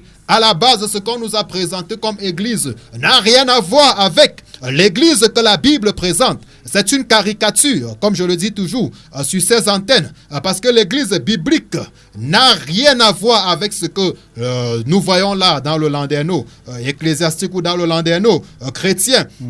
Au jour d'aujourd'hui, ça n'a carrément rien à voir. Nous vous avons parlé, par exemple, dans ce Acte chapitre 20, l'apôtre Paul qui doit appeler les anciens de la ville d'Éphèse, anciens de la ville d'Éphèse. Pourquoi? Parce que l'église avait pour délimitation géographique la ville dans laquelle elle se trouvait. Et c'est le nom de cette ville que l'église devait porter. Et c'est pour ça qu'à Éphèse, on a parlé de l'église d'Éphèse qui était dirigée par les anciens de cette ville. À Corinthe, on a parlé de l'église de Corinthe qui était dirigée par les anciens de cette ville. À Philippe, on a parlé de l'église de Philippe qui était dirigée par les anciens de la ville de Philippe. À Thessalonique, la Bible a parlé de l'église de Thessalonique qui était dirigée par les anciens de la ville de Thessalonique, chers auditeurs, auditrices de la 94.0. À Rome, on a parlé de l'église de Rome qui était dirigée pas par le souverain pontife, mais par les anciens. Par les anciens de la ville de Rome, auditeurs, auditrices de la 94.0. C'est ce que la Bible nous présente. Nous ne venons pas ici annoncer nos intentions ou prêcher un dogme religieux, mais nous venons simplement laisser parler les Écritures. Et à Rome, par exemple, cette église se rassemblait dans la maison d'Aquilas et Priscille, dont l'église biblique porte le nom de la ville dans laquelle elle se trouve. Mais ce que nous voyons au jour d'aujourd'hui, nous assistons à la confusion. Nous assistons à la confusion au travers des dénominations. Chacun se lève, chacun réclame avoir reçu une vision. Chacun se lève, chacun réclame avoir reçu l'ordre de bâtir quelque chose. Et quand il bâtit, directement, le système pyramidal s'installe, il se place au-dessus. Et maintenant, il doit avoir des personnes en dessous de lui. Alors que ça n'a rien à voir avec les Écritures, chers auditeurs, auditrices de la 94.0. Mais c'est une confusion. Nous allons encore le dire sur ces antennes. L'église biblique est dirigée par un collège d'anciens, tout simplement. Et les différents anciens peuvent exercer dans des grâces différentes. Voilà ce que nous avons vu sur ces antennes, auditeurs, auditrices de la 94.0.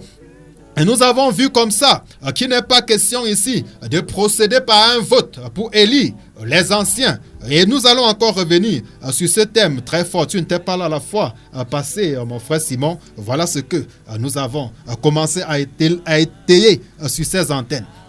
Et en cette soirée, nous allons continuer dans le même sens, mon frère. Gloire à Jésus-Christ, mon frère. Et je rends vraiment grâce à Dieu pour ce thème-là. Et c'est parce que nous voyons la décadence dans les assemblées ou en milieu dit chrétien aujourd'hui que les gens se lèvent et ils prennent la place de Dieu. Et la Bible est claire, le Seigneur nous dit: je ne partage pas ma gloire avec un homme, ni mon honneur avec les idoles. Donc la gloire de Dieu n'est pas partagée. Et vous verrez même aujourd'hui, il y a des hommes qui sont élevés, comme mon frère disait tout à l'heure, tellement ils sont comme Dieu dans des assemblées et ils dominent sur des autres au point où quand ils sortent de leur voiture, ils travaillent, les gens se prosternent. Et ils oublient les saintes écritures. Le signe de se prosterner, c'est adorer une divinité. Donc, et les hommes disant Dieu aujourd'hui sont devenus des dieux dans leurs assemblées. Et si nous voulons parcourir un peu les saintes écritures avec le livre de 1 Pierre chapitre 5 à partir du verset 1 à 3. Il dit, voici les exhortations que j'adresse aux anciens qui sont parmi vous. Moi, ancien comme eux, témoin des souffrances de Christ et participant à la gloire qui doit être manifestée. Il dit, percez le troupeau de Dieu qui est sous votre garde, non par contrainte, mais volontairement, selon Dieu. Non pas pour un gain sordide, mais avec dévouement. Non comme dominant sur ceux qui vous sont échus en partage, mais en étant les modèles du troupeau. Bien aimé, nous remarquons ici que la Bible dit non pas comme dominant. Et nous voyons c'est ainsi aujourd'hui à l'église ou dans le milieu dit chrétien. Et frère, je vais profiter pour partager un phénomène que j'ai vu l'autre jour. C'était deux frères avec une sœur. Ils étaient en rue. Nous, on se disait qu'ils sont en train d'évangéliser, mais à notre grande surprise, ils sont venus nous partager des tracts en disant qu'il y a un homme de Dieu qui est arrivé ici sur Bafoussam, et tout ce qu'il pouvait nous dire, que c'est un homme de Dieu, un apôtre, qu'il est ouin, que viens là-bas, tu auras la solution à ton problème. Et maintenant, quand il se présente, l'autre dit que je suis évangéliste, et je crois l'autre de son côté, et où il était pasteur. Donc, leur évangélisation était de présenter un homme, pas Christ. Et pourquoi? Parce que les hommes ont pris la place de Christ dans l'église. Ils sont en train de dominer sur les brebis au point où, quand un homme veut arriver dans une ville, les gens sont là ils sont dehors en train de présenter que voici tel apôtre qui est en train de vivre. Ils ne sont pas là plutôt en train de dire que présenter Jésus-Christ, mais ils sont en train de présenter un homme. Et nous voyons ici la décadence. Et ils disent que c'est un apôtre. Voilà. Pourquoi ils présentent un homme? C'est parce que cet homme a dominé sur eux comme celui qui est comme le Dieu dans une assemblée. Et c'est ça que nous sommes en train de dénoncer ici, comme mon frère disait tout à l'heure, que l'église est dirigée par un cortège des anciens. Et parmi les anciens, nous trouvons les apôtres, les prophètes, les évangélistes, les pasteurs et les docteurs. Donc tous sont faits et personne n'est grand plus que l'autre, parce que tous ont des grâces particulières que le Seigneur a fait. Et ils travaillent sur la grâce du Seigneur, pas par leur propre force. Donc nous sommes là pour interpeller mes bien-aimés. Et toi également qui m'écoutes, et mon frère, ma soeur ou brebis qui est sous ces personnes-là, n'oublie pas qu'il y a des œuvres que le Seigneur t'a appelé également à faire. N'oublie pas que les œuvres que le Seigneur t'a appelé à faire. Et tu dois chercher à savoir qu'est-ce que le Seigneur m'a appelé à faire dans le corps. Et quitter cette doctrine dont les gens passent le temps à se soumettre en disant que non, je dois être relâché par cet homme de Dieu. Ce n'est pas un homme qui relâche l'autre, mais c'est le Seigneur qui relâche. Il dit que je vous ai appelé, c'est moi qui vous établis, c'est moi qui vous envoie, afin que vous partez, vous portez des fruits. Donc c'est le Seigneur qui appelle, c'est lui qui établit, c'est lui qui instruit et c'est lui qui envoie. Non un homme, mes bien-aimés. C'est le Saint-Esprit qui dirige au travers des hommes, non pas pour dominer. Si tu es dans une assemblée où les hommes sont en train de dominer sur vous, sache que ce n'est pas un esprit de Dieu. Parce que, en lisant, comme je disais tout à l'heure, dans 1 Pierre chapitre 5, le Saint-Esprit dit percer le troupeau de Dieu, non pas comme dominant sur eux. Donc, ce que le Seigneur appelle aujourd'hui dans une assemblée que le Saint-Esprit dit, nous devons voir l'humilité au travers des vies. Et non pas au travers de la vie d'une personne, d'un ensemble des anciens qui sont dans une assemblée. Parce qu'une église, comme le Seigneur a dit dans Ephésiens chapitre 4, quand le Seigneur partait, il a fait des dons à l'église. Les dons dont nous parlons des apôtres, des prophètes, des évangélistes, des pasteurs et des docteurs. Donc l'église, pour voir la perfection ou le perfectionnement dans une église, nous devons voir ces 5 dons ministériels se placer. Et bien, mais vous allez remarquer, c'est pour cette raison que vous allez voir aujourd'hui les femmes dites chrétiennes qui s'habillent comme des prostituées. Pourquoi? Parce qu'un apôtre est placé là-bas et il n'y a pas un docteur pour entrer dans les profondeurs, dans les Saintes Écritures, pour pouvoir enseigner que voici de la façon dont la femme doit s'habiller. Et comme c'est seulement les apôtres qui sont là, l'apôtre, il travaille selon la mesure de foi que le Seigneur a donnée. Et le Saint-Esprit ne peut qu'aller dans la parole, l'enseigner la portion que le Seigneur a réservée pour lui. Et maintenant, le prophète également vient. Il y a des choses que le prophète parle dans les Saintes Écritures, il trouve donc l'apôtre ne trouve pas. Également avec les évangélistes, les pasteurs et les docteurs. Les docteurs partent dans les profondeurs et ils sortent ce que beaucoup ne comprennent pas. Mon frère, nous avons un auditeur. Nous allons prendre cet auditeur. Oui, auditeur, auditrice. Oui.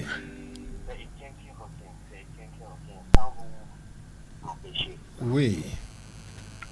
Mon papa, je vis dans un entourage où vraiment la vie est très difficile pour moi. Si je venais de me confesser et de me donner en Christ, est-ce que c'est possible que je trouve une femme, que nous soyons heureux dans notre localité, ou bien c'est heureux de s'éloigner de là? C'est une question aussi pour moi. Oui. Oui, papa, vraiment, répondez-moi. Ok, oui, Étienne, raccroche simplement. Nous allons te revenir à la fin. Et si possible, même en dehors de ces antennes, tu pourras nous appeler pour qu'on se voie et pour mieux échanger et savoir comment t'orienter justement. Oui, mon frère Simon, c'est Étienne qui appelle, il veut se marier. Et comme je disais tout à l'heure, mes bien-aimés et auditeurs qui nous écoutent maintenant, si vous remarquez dans votre assemblée et vous trouvez seulement l'apôtre, ça veut dire qu'il y a un manquement. Parce que l'église est gouvernée par un cortège des anciens, un groupe de personnes qui est constitué des 5 dons ministériels et avec ceux qui ont les dons des miracles. Pour dire qu'il y a ce manquement-là. Vous verrez même dans les assemblées, il n'y a plus de miracles. Mais nous sommes ici en train de parler des critères des anciens dans une assemblée. Et maintenant, pourquoi nous voyons des Jézabel et des femmes prostituées dans les différentes assemblées? C'est parce qu'il y a ce manquement dans ces dons ministériels. Il y a seulement, nous trouvons seulement les apôtres, soit dans une assemblée, il y a seulement le pasteur. Et le pasteur est là, c'est un berger, il est là pour encadrer. Donc il y a des choses que le pasteur, quand il ira dans les Saintes Écritures, il ne va pas trouver. Et il faut le docteur pour pouvoir regarder et trouver ce pourquoi le Seigneur a prévu et où la nourriture du temps convenable pour cette assemblée. Donc le docteur pourra trouver la façon dont la femme doit s'habiller. Et l'évangéliste ou le prophète pourra trouver que la femme ne doit pas mettre les boucles. Mais quand il y a ce manquement et nous trouvons seulement une personne qui domine sur les autres, nous allons voir Satan va se glisser. Parce que quand Satan trouve une faille, il profite de cela pour se glisser. Et par cette sonnette d'alarme ou par cette trompette, nous sommes en train d'interpeller les bien-aimés à revenir à l'essentiel qui est la parole de Dieu, comme je le dis toujours. Et mon bien-aimé frère. C'est ça, oui, mon frère Romain. Nous constatons que ça part dans tous les sens au jour d'aujourd'hui dans les assemblées. On trouve des personnes, depuis qu'elles ont cru, tu lui poses la question de savoir, mon frère, qu'est-ce que tu fais dans l'assemblée? Il te dit qu'il fait partie du protocole. Tu lui demandes que mes protocoles, frère, c'est quel ministère de la parole, c'est quel service dans la parole? Il te dit que non, le pasteur m'a établi dans son protocole. Et quand il parle de protocole, ça veut dire pour ouvrir la portière de la voiture, c'est lui qui ouvre. Pour porter la Bible du pasteur, parce que ça pèse tellement que le pasteur ne parvient pas à porter, c'est lui qui porte. Et il tourne comme ça en rond, il te dit qu'il est en train de servir Dieu. Tu lui demandes que mais c'est quel Dieu que tu sers? Il dit non, on ne sert, on sert Dieu au pied d'un homme. Et pour lui, c'est ça, le service de Dieu justement. Et cette affaire de j'attends que mon père spirituel me relâche pour que je parte. Ton père spirituel te relâche, est-ce qu'il t'avait attaché, frère? Honnêtement.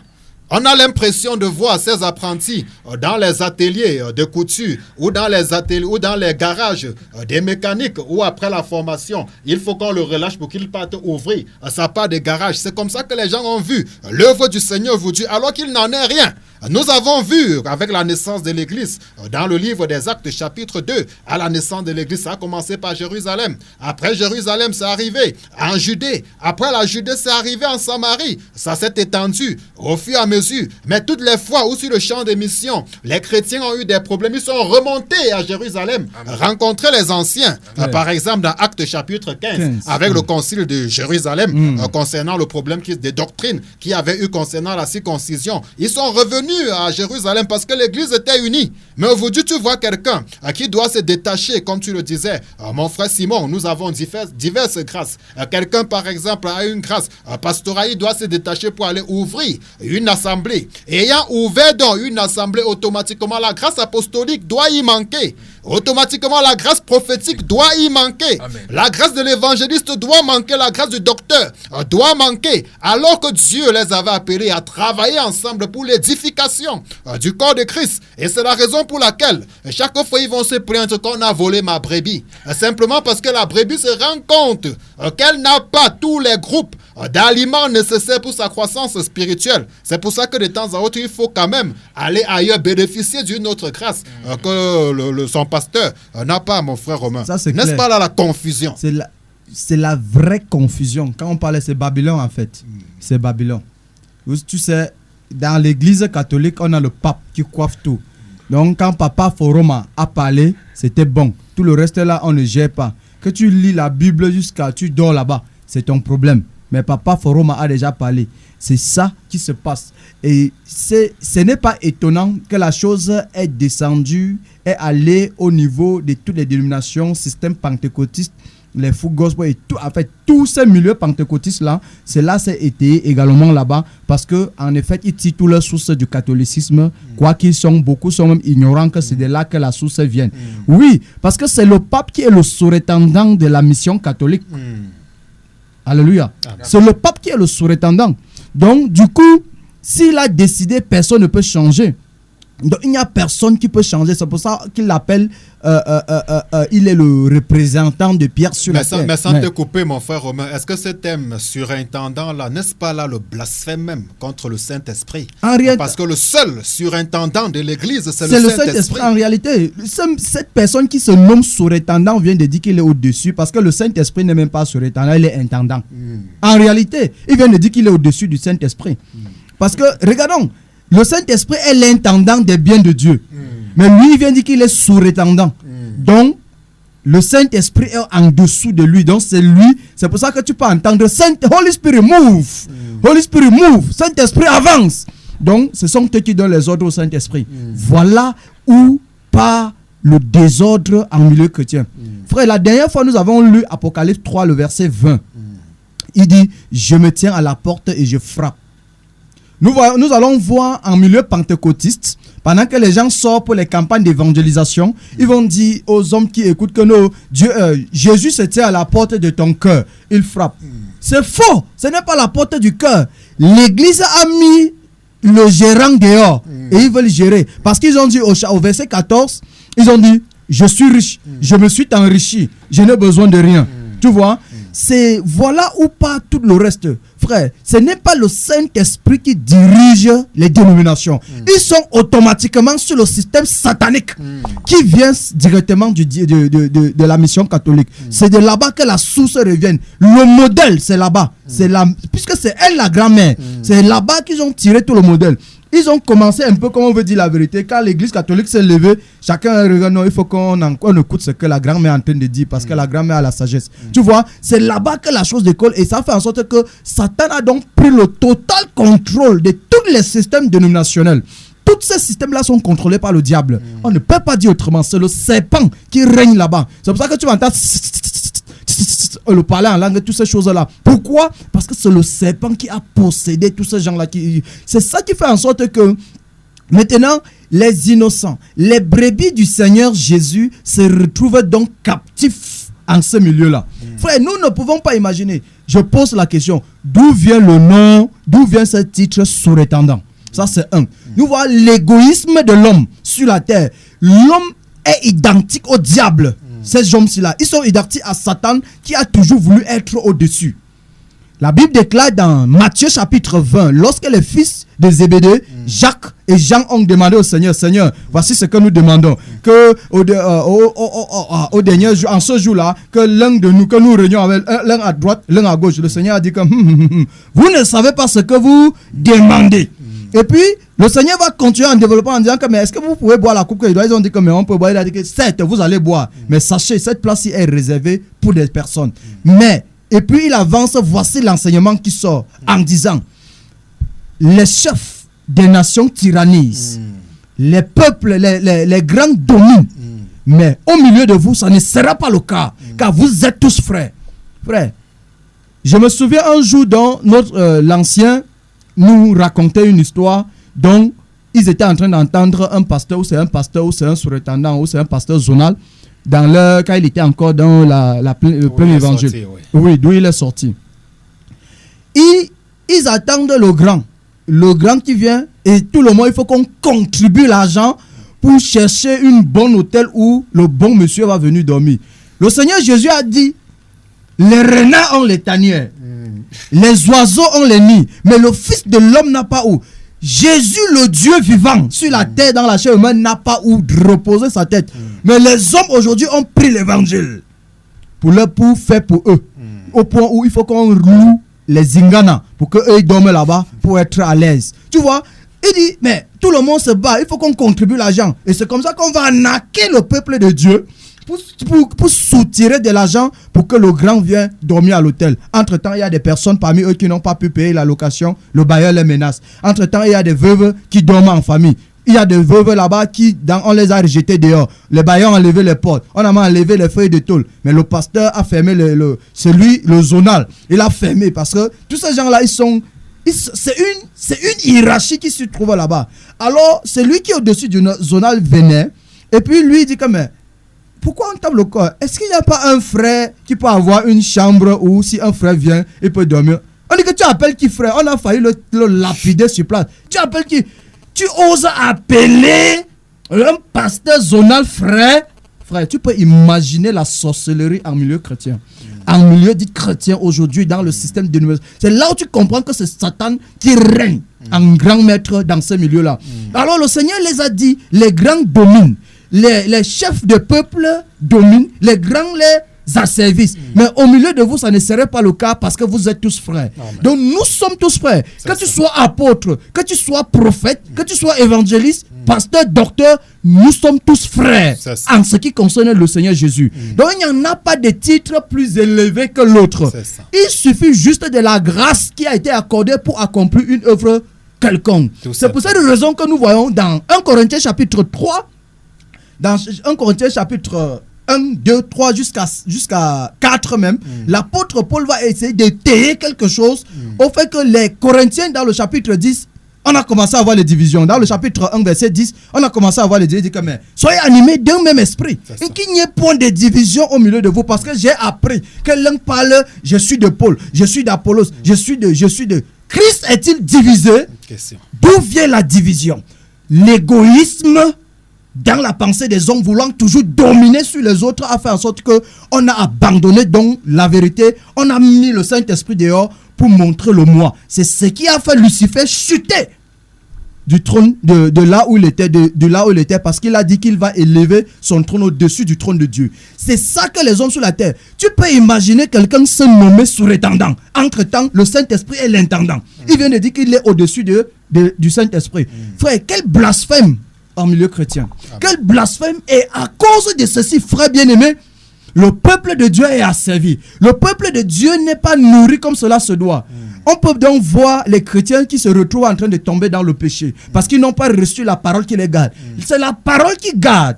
C'est la vérité. Il a dit, si le Fils vous affranchit, vous serez réellement libre. Alors si vous connaîtrez la vérité et la vérité vous affranchira. Si la vérité n'est pas connue comme cela se doit, il n'y a pas d'enfranchissement. Alors ils vont rester captifs entre les mains de ces gourous qui se nomment surintendants, Archbishop. Sous le surintendant Archbishop, c'est encore notre niveau. Les bishops, toutes ces choses-là. On entend même parler des PDG à l'église.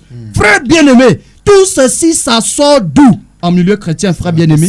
Raison pour laquelle nous posons la question aux chrétiens même qui nous écoutent en cette soirée. Un frère, une soeur qui nous écoute en cette soirée. Où est-ce que tu as pris, où tu as vu écrit surintendant? Où est-ce que tu as écrit Archbishop? C'est écrit dans quelle Bible? Et de deux, qui t'a dit que c'est le pasteur qui a le dernier mot?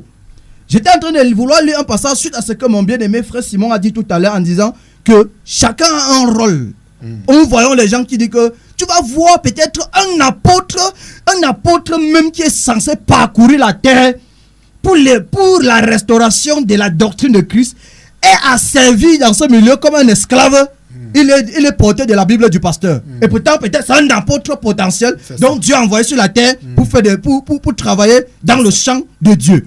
Pour la récolte. Tu vois? Il dit que nous sommes son ouvrage. Il n'a pas dit que c'est les apôtres qui sont en ouvrage. Il n'a pas dit que c'est les pasteurs. Il n'a pas dit que c'est le docteur, ni l'évangéliste ou le prophète. Il a dit nous. Ça veut dire que le Christ dit que les disciples de Christ sont son ouvrage. Ayant été créés pour de bonnes œuvres que Dieu a préparés pour que nous les pratiquions. On n'a pas parlé de l'apôtre ici, et là, mes bien-aimés frères, mes bien-aimés sœurs qui nous écoutent et les frères qui nous écoutent, que tu sois pasteur, que tu sois docteur, que tu sois évangéliste, prophète ou apôtre, que tu sois président même d'église ou gouverneur, qui que tu sois. Dieu s'en fout de ton titre, mais la chose que Dieu attend, c'est la repentance. C'est que chacun puisse prendre conscience de ce temps dans lequel nous nous retrouvons. Au dernier jour, dit les Écritures, la Bible dit que les hommes auront la démangeaison d'entendre des choses agréables. Ils se donneront des foules de docteurs. C'est parce que les gens vont entendre que tu seras béni. Tu vas voyager. Tu vas faire 10 ans sur place. On ne te fait que te dire tu vas voyager. On voit quelqu'un qui souffre, on lui compose, on lui donne, on lui persuade avec le nom de Christ en disant que non, viens à Jésus et tu seras béni. Et ce n'est pas pour ça que Jésus est venu sur la terre, bien-aimé dans le Seigneur. Jésus-Christ est venu sur la terre pour que nous ayons le salut, pour que nous ayons la vie, pour que nous l'ayons en abondance. Jésus est allé à la croix, c'est pas pour que nous soyons des surintendants et des archbishops. Jésus est allé à la croix pour que, nous ayons le salut. Et que par la connaissance qu'il nous donne, que nous édifions les autres pour qu'ils puissent également atteindre la maturité. Alors, sans apôtre, docteur et toutes ces cinq dons ministériels, le disciple ne pourra jamais atteindre la maturité. Alors, si tu es dans un milieu où c'est le pasteur qui est le surintendant là-bas, on dit qu'il est le pasteur zonal, il est le pasteur de district, il est le surintendant, il est celui-là seul qui dit le dernier mot. Si tu es dans ce milieu-là, sache que tu es dans l'enclos satanique. Ils t'ont captivé là-bas pour te dépouiller, pour enlever tout ce qui reste en toi, ton potentiel, la sagesse, les dons que Dieu a déployés en toi. Quand Dieu t'a créé, il a mis les dons en toi, il a mis en toi des potentiels, la sagesse et le talent pour travailler dans son champ et de ramener d'autres qui sont captifs.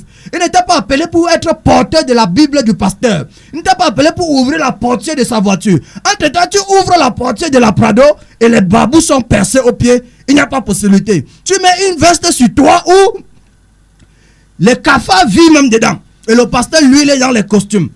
Bien-aimé, si tu te trouves dans ce milieu, comprends une chose. La Bible déclare, sortez du milieu de mon peuple et je vous accueillerai, dit le Seigneur notre Dieu. Repentez-vous et sortez de ce milieu-là. Repentez-vous et sachez que l'heure est grave, que la colère de Dieu se répand. La colère de Dieu est en train de se révéler. Le temps de la manifestation des fils, le temps de la manifestation et de la venue de notre Seigneur et Sauveur Jésus-Christ est là. C'est ce temps-ci maintenant. Chacun devrait regarder à sa vie, à sa propre vie, son intérieur, et de savoir, est-ce que je suis à la position, si la trompette sonnait à cette heure-ci-là, partirai-je avec mon Seigneur? Partirai-je avec mon Seigneur? Ne sois pas surpris. Le pasteur qui t'enclos là, qui t'a mis dans son enclos, va rater l'enlèvement. Pendant que toi, tu seras avec lui là-bas, raté. Mais pourtant, c'est pas ce que Dieu a prévu pour toi. Donc, mon frère, ma soeur, il est temps pour toi de prendre conscience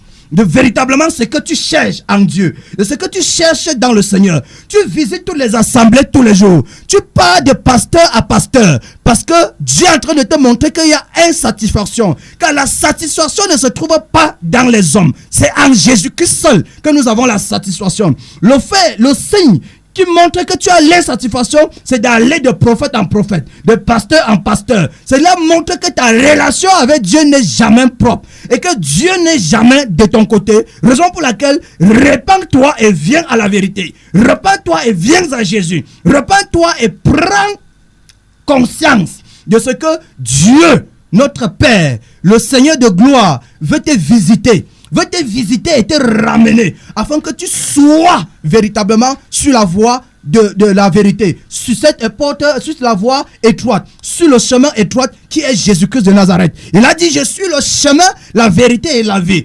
Il n'y a point d'autre. Nul ne peut aller au Père que par lui. Ton pasteur ne peut pas te connecter à Jésus, c'est pas possible. Ton pasteur ne peut pas. Ton archbishop, ton surintendant là, déjà, je l'ai dit et je le redis. Quiconque dit qu'il est surintendant est du diable. Je veux dire, il est au service de Satan en plein temps.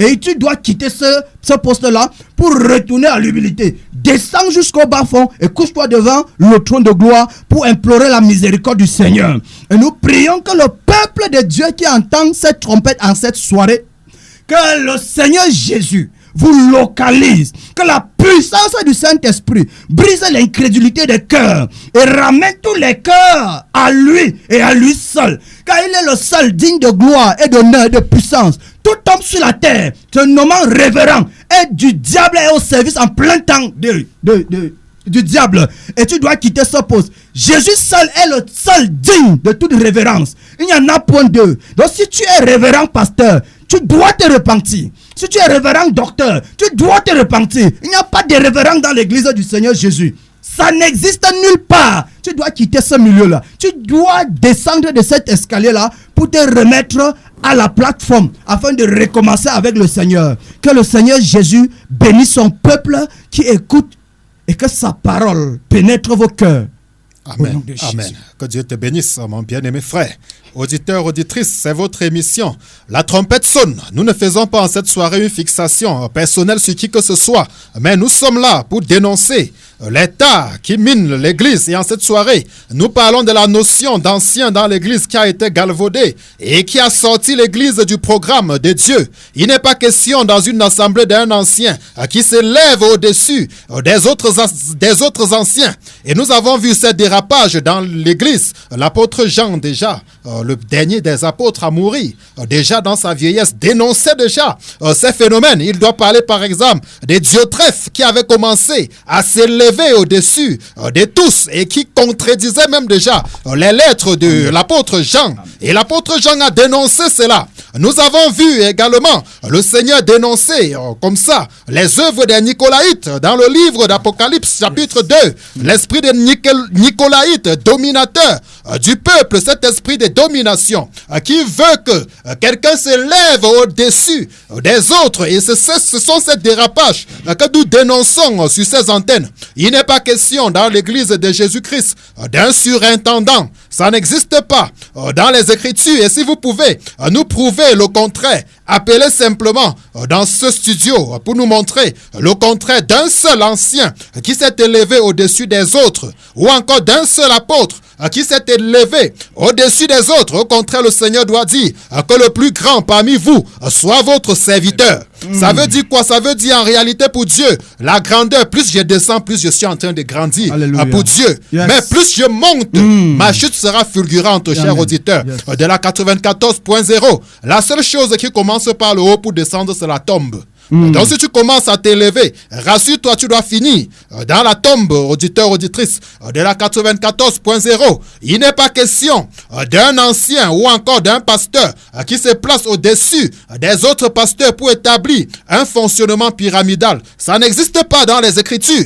Il n'est pas question d'un révérend, parce que la révérence revient justement à Jésus seul. Amen. Uniquement, la révérence appartient à Dieu seul.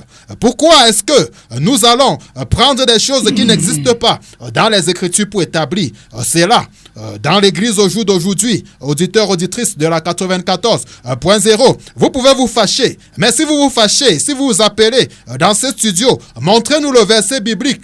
Montrez-nous juste le verset biblique. Où est-ce qu'un apôtre s'est fait appeler révérend? Ou encore un seul verset biblique. Où est-ce qu'un serviteur de Dieu a porté ce titre de révérend? Là, le débat sera clos. Mais si vous n'avez pas de verset biblique qui contredit ce que nous sommes en train de dire dans ce studio à la lumière des Écritures, taisez-vous simplement et que Dieu vous apporte la lumière si vous êtes véritablement de sa sémence. Oui, mon frère Romain, comme tu disais, justement, nous nous rendons compte que l'église biblique étant dirigée par un collège d'anciens, parmi ces anciens, nous avons les apôtres, nous avons les prophètes, nous avons les évangélistes, nous avons les pasteurs, nous avons les docteurs. Et cependant, nous sommes tous égaux devant le Seigneur. Amen. Mais la seule différence, c'est que nous portons des grâces différentes, tout simplement. Amen. Par exemple, mes pieds ne peuvent pas jouer le rôle de mes mains. Ma tête ne peut pas jouer le rôle de mon cœur. Et justement, devant le Seigneur, nous avons juste des fonctions différentes. Ça veut dire que le pasteur n'est pas supérieur au diacre. C'est pas possible. Tout simplement. Ou encore, le pasteur n'est pas supérieur au simple chrétien qui s'assoit là pour écouter les enseignements. Non. Et c'est tout simplement une notion de grâce. Mais on a la confusion aujourd'hui, où on doit même poser la question de savoir à quelqu'un ce qu'il fait dans la vie, il doit carrément dire qu'il est pasteur. Tu te poses la question de savoir, mais pasteur, ça ne veut rien dire. On te demande quelle est ta fonction séculière. Tu ne peux pas dire selon les Écritures que tu es pasteur, parce qu'être pasteur n'est pas un métier. C'est pas une fonction. L'apôtre Paul était apôtre. Oui. Mais la Bible dit... Il était fabricant de temps. Comme il savait le même métier. Amen. Voilà son métier, donc fabricant de temps. Son métier n'est pas apôtre. C'est ça. Paul doit se présenter apôtre, non pas de la part des hommes, mais de la part du Seigneur. Donc par vocation. Amen. Tout simplement. Amen. Mais sa fonction, il n'était pas. Sa fonction séculière, ce n'est pas apôtre, frère. C'est clair. Tout simplement. Donc il n'est pas question ici de cette confusion-là. Et justement, cette confusion naît pourquoi? Parce qu'on a vu le ministère pastoral comme un travail qui doit être rémunéré. Et c'est d'où la confusion, justement. Et nous devons sortir de la confusion. Vous avez en cette soirée le 691 63 94 691 63 94 ou encore le 6 75 82 79 84 6 75 82 79 84 et d'où justement cette confusion, mon frère Simon, où on doit voir dans une assemblée ou si le pasteur a déjà dit quelque chose, non, il n'y a plus rien à redire. Des personnes même qui vont déifier carrément, idolâtrer le pasteur. Les hommes se font idolâtrer dans le milieu chrétien aujourd'hui. Simplement parce qu'on n'a pas compris ce que c'est que l'église. On n'a pas compris le fonctionnement de l'église. Vous voyez, dans une assemblée aujourd'hui, on doit collecter par exemple les offrandes. Le pasteur doit s'en accaparer tout seul. Alors que la Bible parle des offrandes en faveur des saints. Frère. Ça veut dire que dans une assemblée biblique, l'offrande n'est pas pour le pasteur, auditeur, auditrice de la 94.0. L'offrande, c'est pour tous les saints, en fonction des besoins. Amen. Auditeur, auditrice de la 94.0. Nous avons vu avec les apôtres le cas d'Ananias et Saphira qui ont été frappés par Dupéry. La Bible dit qu'ils vendaient tout ce qu'ils possédaient et ils venaient déposer aux pieds des apôtres. Et on repartissait en fonction des besoins. Ça veut dire que parmi les apôtres, si quelqu'un a un besoin, on lui donne une partie. Parmi les frères, si quelqu'un a un besoin, on lui en donne une partie justement. Il n'est pas question ici, tout simplement, de quelqu'un que chaque dimanche, vous êtes là. Quand on vous dit contribution pour ceci, on a au moins 5 paniers, rien que pour un seul culte. On a au moins 5 paniers où on doit collecter. On ne vous donne jamais le compte rendu de votre argent. Et vous êtes là, vous murmurez, vous vous plaignez. Mais vous êtes dans ces milieux-là et c'est vous qui cautionnez cela, chers chrétiens. Nous devons sortir de la confusion et c'est pour ça que la trompette sonne sur les ondes de la 94.0. Nous n'avons indexé personne. Nous n'avons cité personne, mais nous exposons simplement les œuvres des ténèbres. Parce que la lumière doit lui naturellement éclairer les enfants du Seigneur. Oui. Mais mon frère Simon, cette affaire d'anciens qui se lève au-dessus des autres, ça a commencé bien avant. Parce qu'après, les pères de l'église, on doit voir par exemple Ignace d'Antioche qui disait que non, l'évêque de Rome doit être au-dessus des autres évêques. Et c'est d'où vient ce système justement qu'on réperpétue à tort et à travers. L'un n'est pas venu de restaurer le fondement, mon frère Simon, parce que je crois que c'est cette conception babylonienne de l'église qui entraîne tous les dérapages que nous avons au jour d'aujourd'hui. Parce que c'est ce désir de grandeur qui pousse même certaines personnes à se détacher pour aller créer pour eux. Parce que chacun veut trôner en maître. Chacun veut se comporter comme un roi. D'où vient-il qu'on entre dans une église de Jésus-Christ? On trouve 2 trônes devant. Un trône pour le pasteur et un autre pour sa femme. N'est-ce pas là l'esprit de confusion, mon frère? Exactement, frère. Et je rends grâce parce que les Saintes Écritures nous disent que les solides fondements de Dieu restent debout et ses paroles lui servent de sceau. Pour dire quoi?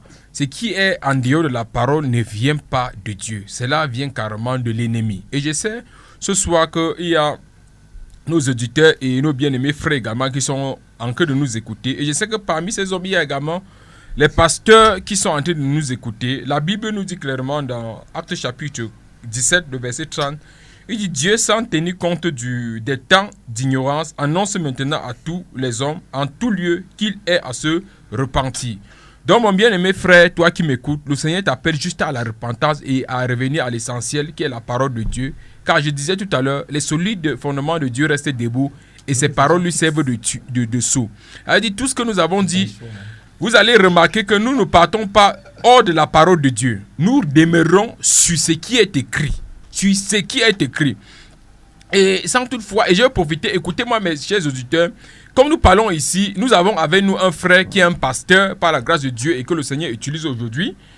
Et il était dans ce système où c'est dénominationnel. C'est que c'est même un peu difficile à prononcer, frère, parce que c'est un peu l'hérésie qui est entrée vraiment dans ce milieu. Parce que oui, ça vient d'où, frère? Ça vient d'où? Parce que moi, quand j'ai lu les Saintes Écritures, je n'ai pas vu ces trucs-là écrits là-dedans. Ce jeune homme, parce que quand il était dans ce milieu, parce qu'il aimait le Seigneur et il avait la grâce du Seigneur, il était appelé au service et le Saint-Esprit l'agitait. Et quand le Saint-Esprit l'agitait, les gens n'ayant pas le discernement, parce que le discernement ne peut que venir du Saint-Esprit, et qui est également un don parmi les dons spirituels. Ces pasteurs qui sont appelés par l'ennemi de Dieu à dominer sur des gens, n'ayant pas le discernement, ils ont dit que c'est un démon, que c'est un démon qui se manifeste au travers de ce jeune homme. Ce jeune homme, parce que quand ça l'agitait, il pouvait donner des prophéties, il pouvait manifester la puissance de Dieu. Mais on a dit c'est un démon. Pourquoi?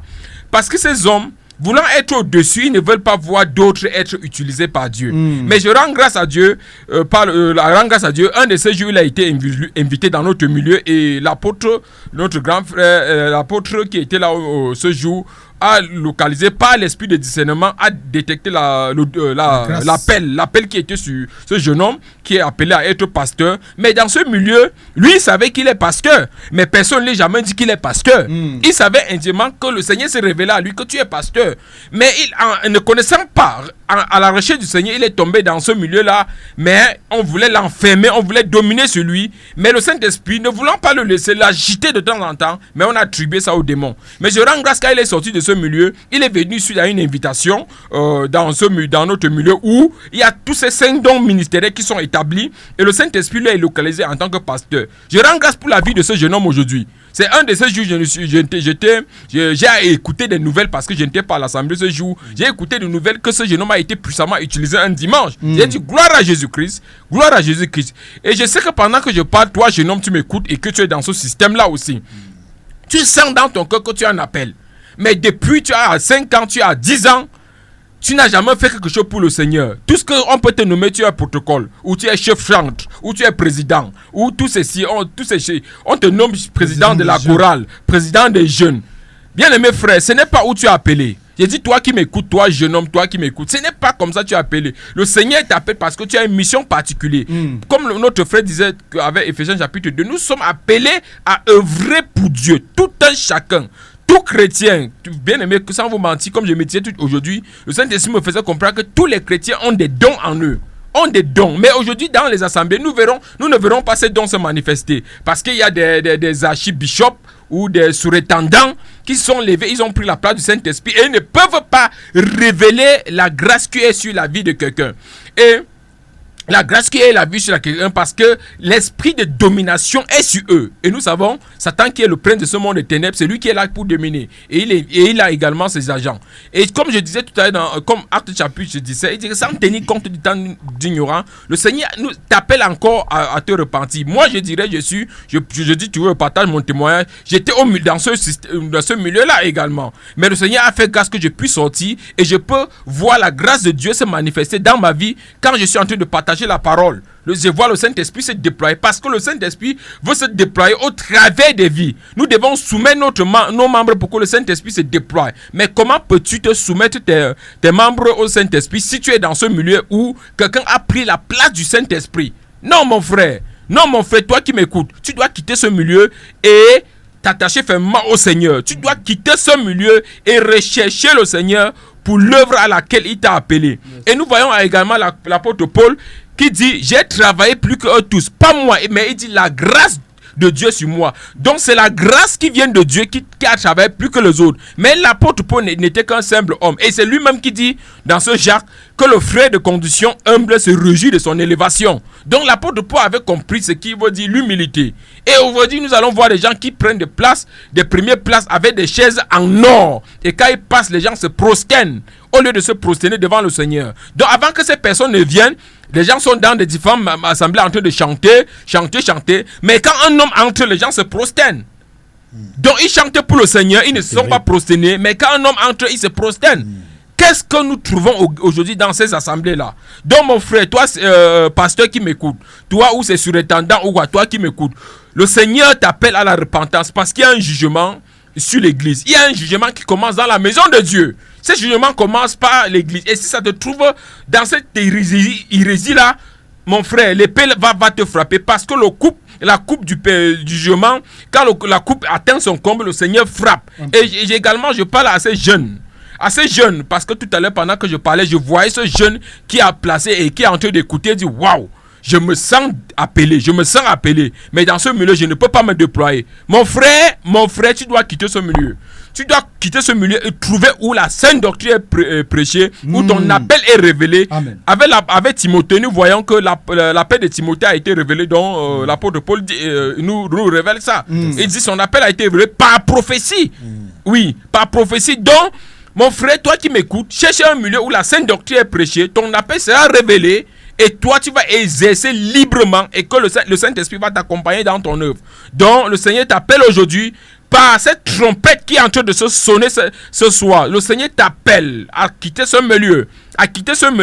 Tu ne sais pas où aller, bien aimé, tu peux appeler. Nous allons te conduire, nous allons te conseiller ce que tu dois faire selon les normes des Saintes Écritures, afin que le Saint-Esprit entre en œuvre et fait l'œuvre à laquelle tu as appelé. Parce que nous sommes arrivés à l'ère de la réformation. Amen. À l'ère des Saintes Écritures, à l'ère de il est écrit dans la parole. Amen. Alléluia. Amen. Nous sommes Amen. revenus, nous sommes dans l'ère là. Et dans cette ère, le Seigneur interpelle. Et bien aimé, sans vous mentir, vous allez voir, le Saint-Esprit en train de dire que le réveil est à l'ouest. Le réveil est à l'ouest. Frère, pourtant les acteurs de réveil sont cachés dans cette dénomination-là. Les gens qui doivent être des porteurs de réveil, qui doivent prêcher par la manifestation des dons spirituels, des guérisons pour ressusciter des morts, ils sont cachés dans ces milieux-là. Vous verrez des papas qui ont fait 25 ans, 30 ans dans cette dénomination-là. Et ils sont des apôtres par excellence, des prophètes par excellence. Comme ils sont dans ces milieux, ils sont encadrés par ces hommes qui dominent sur eux. Un papa quitte la terre sans toutefois faire ce pourquoi le Seigneur a appelé. Mais aujourd'hui, la trompette t'appelle. La trompette saute pour que toi qui m'écoutes, tu es appelé à sortir. Enfin, il ne se fait pas tard. Même si tu as 40 ans, à 80 ans, même à 80 ans, Moïse a servi le Seigneur. Moïse est entré en action. Même à 80 ans, le Saint-Esprit t'est utilisé d'une façon extraordinaire. Amen. Mais tu es appelé à quitter ce milieu et te soumettre à la volonté de Dieu pour que le Saint-Esprit se déploie avec toi. Je te dis, toi, papa qui écoute en ce moment, le Saint-Esprit t'appelle à sortir de ce milieu et à te soumettre à ses pieds. Merci, que le Seigneur vous bénisse. Et ma prière pour vous, c'est que la parole qui sort soit une épée pour juger vos pensées afin de vous faire sortir de ce milieu. Père, Shalom, mon cher, mes bien-aimés frères. Amen, Amen, amen. amen. Que le Seigneur vous bénisse. C'est votre émission. La trompette sonne. Dans 8 minutes, nous serons partis de ce studio. Comme code d'accès pour nous avoir ici dans les antennes, vous avez le 691 63 80 14 691 63 80 et 14. Nous avons également le 675 82 79 84 675 82 79 84. Il faut le dire, mon frère Romain, il y a l'auditeur qui nous a fait comme ça parvenir ces questionnements ou encore ces préoccupations, parmi lesquelles j'ai noté quelques préoccupations. L'auditeur dit par exemple que pourquoi est-ce qu'aujourd'hui, quand il croit, quand on croit par exemple, on lui pose la question de savoir mais comment est-ce qu'il laisse ses ancêtres pour aller servir les ancêtres des Blancs ou pour croire aux ancêtres des Blancs. Dans la question qu'il a posée, c'est ce que j'ai discerné parce qu'aujourd'hui, quand tu crois par exemple, on doit te dire mais comment peux-tu laisser les crânes de tes ancêtres que tu connais ou encore qui sont tes origines pour aller plutôt accepter les ancêtres des Blancs. Mais d'où viennent tous ces raisonnements, mon frère Romain? Parce que comme ça, quand nous lisons la Bible, nulle part, nous allons prendre cet auditeur qui se signale. Oui, shalom auditeur. Oui, l'auditeur se signale. Vous êtes en direct? Oui, je vous écoute, vous me suivez? Oui, c'est bon auditeur. Vous êtes sur la 94.0 en direct, oui. Oui, nous sommes bien et bien en direct. C'est votre émission La Trompette sonne. Ok, je vais dire je ne savais pas qu'il existait encore des personnes prêtes à affronter l'ennemi en face. Hein. Parle pas sa grâce, nous sommes là. La vérité se saura dans la région de l'Ouest, auditeur. Comment on vous appelle déjà en passant? Je m'appelle Innocent.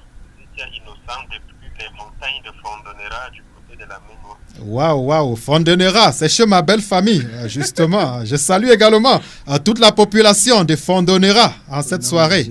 Oui. Ah bon, hein, vous êtes de la belle famille Fondonera. Et de quel côté à Fondonera? Oui, il y a une beauté à Fondonera, ma charmante épouse, qui m'a, quand je passais par là, je n'ai pas pu rentrer comme ça. Ah bon, hein? Oui. Juste après, mais juste. On fait l'œuvre ici pour marquer des pieds blancs sur votre passage. Si Peut-être. vous avez trouvé quelque chose de bon, venez témoigner en mettant sur pied ce que nous appelons l'hôtel de Dieu. Peut-être c'est le signe que Dieu donne par vous pour nous appeler de ce côté, mon frère innocent. Bon, mais malheureusement, je suis handicapé visuel, ce n'est pas facile pour moi. Et j'ai écouté l'émission plutôt à la radio et comme on appelle la lumière, la lumière s'est éteinte et j'ai pris le numéro me rassurant si c'est la bonne. Oui, vous êtes bel et bien en direct. Donc, je n'ai pas suivi l'émission en entier puisque le poste radio s'est éteint et le téléphone n'arrive pas à capter cette chaîne-là. Bon, la radio s'est éteinte faute de lumière. Donc, mais j'ai écouté la grande partie qui était la situation tragique de nos femmes. Oui. Et de la femme en général. Et c'est fort étonnant parce que ceux qui viennent aux antennes ne nous parlent que des mains percées, des poches percées, des couches de nuit, mais c'est étonnant de voir des hommes de Dieu qui vont tout droit au but comme comment on l'appelait, Finet, oui. Qui va tout droit et déclenche et dit la vérité en face à qui veut l'entendre. Oui. Donc, je suis content de voir comment vous pouvez déshabiller les artificiels ou le camouflage que nos femmes mettent pour leur dire de s'habiller convenablement et bien. Amen. Je suis vraiment content. Ça me va tout droit au cœur. Je prie Dieu de vous ressourcer à nouveau pour les échéances prochaines. Amen. Et bon, malheureusement, je ne sais pas comment vous avoir constamment ou régulièrement. Le numéro Tu peux simplement appeler par ce numéro. Comme ça, le frère Romain fera l'appel de te recevoir, puisque le contact est le sien, justement. Tu peux appeler par ce numéro, il n'y a pas de problème. D'accord. Et l'émission, c'est chaque samedi, dès qu'il est 16h. L'émission continue. Oui, l'émission, c'est chaque samedi, dès qu'il est 16h. Donc, entre 16h et 18h, c'est le temps de la trompette sonne sur les antennes de la 94.0. D'accord, merci. Je bénis le Seigneur de voir des gens courageux. Et aux médias, même pas clandestinement. Donc, je vous souhaite bon vent et que vraiment le Seigneur vous ajoute du courage et d'inspiration. Amen.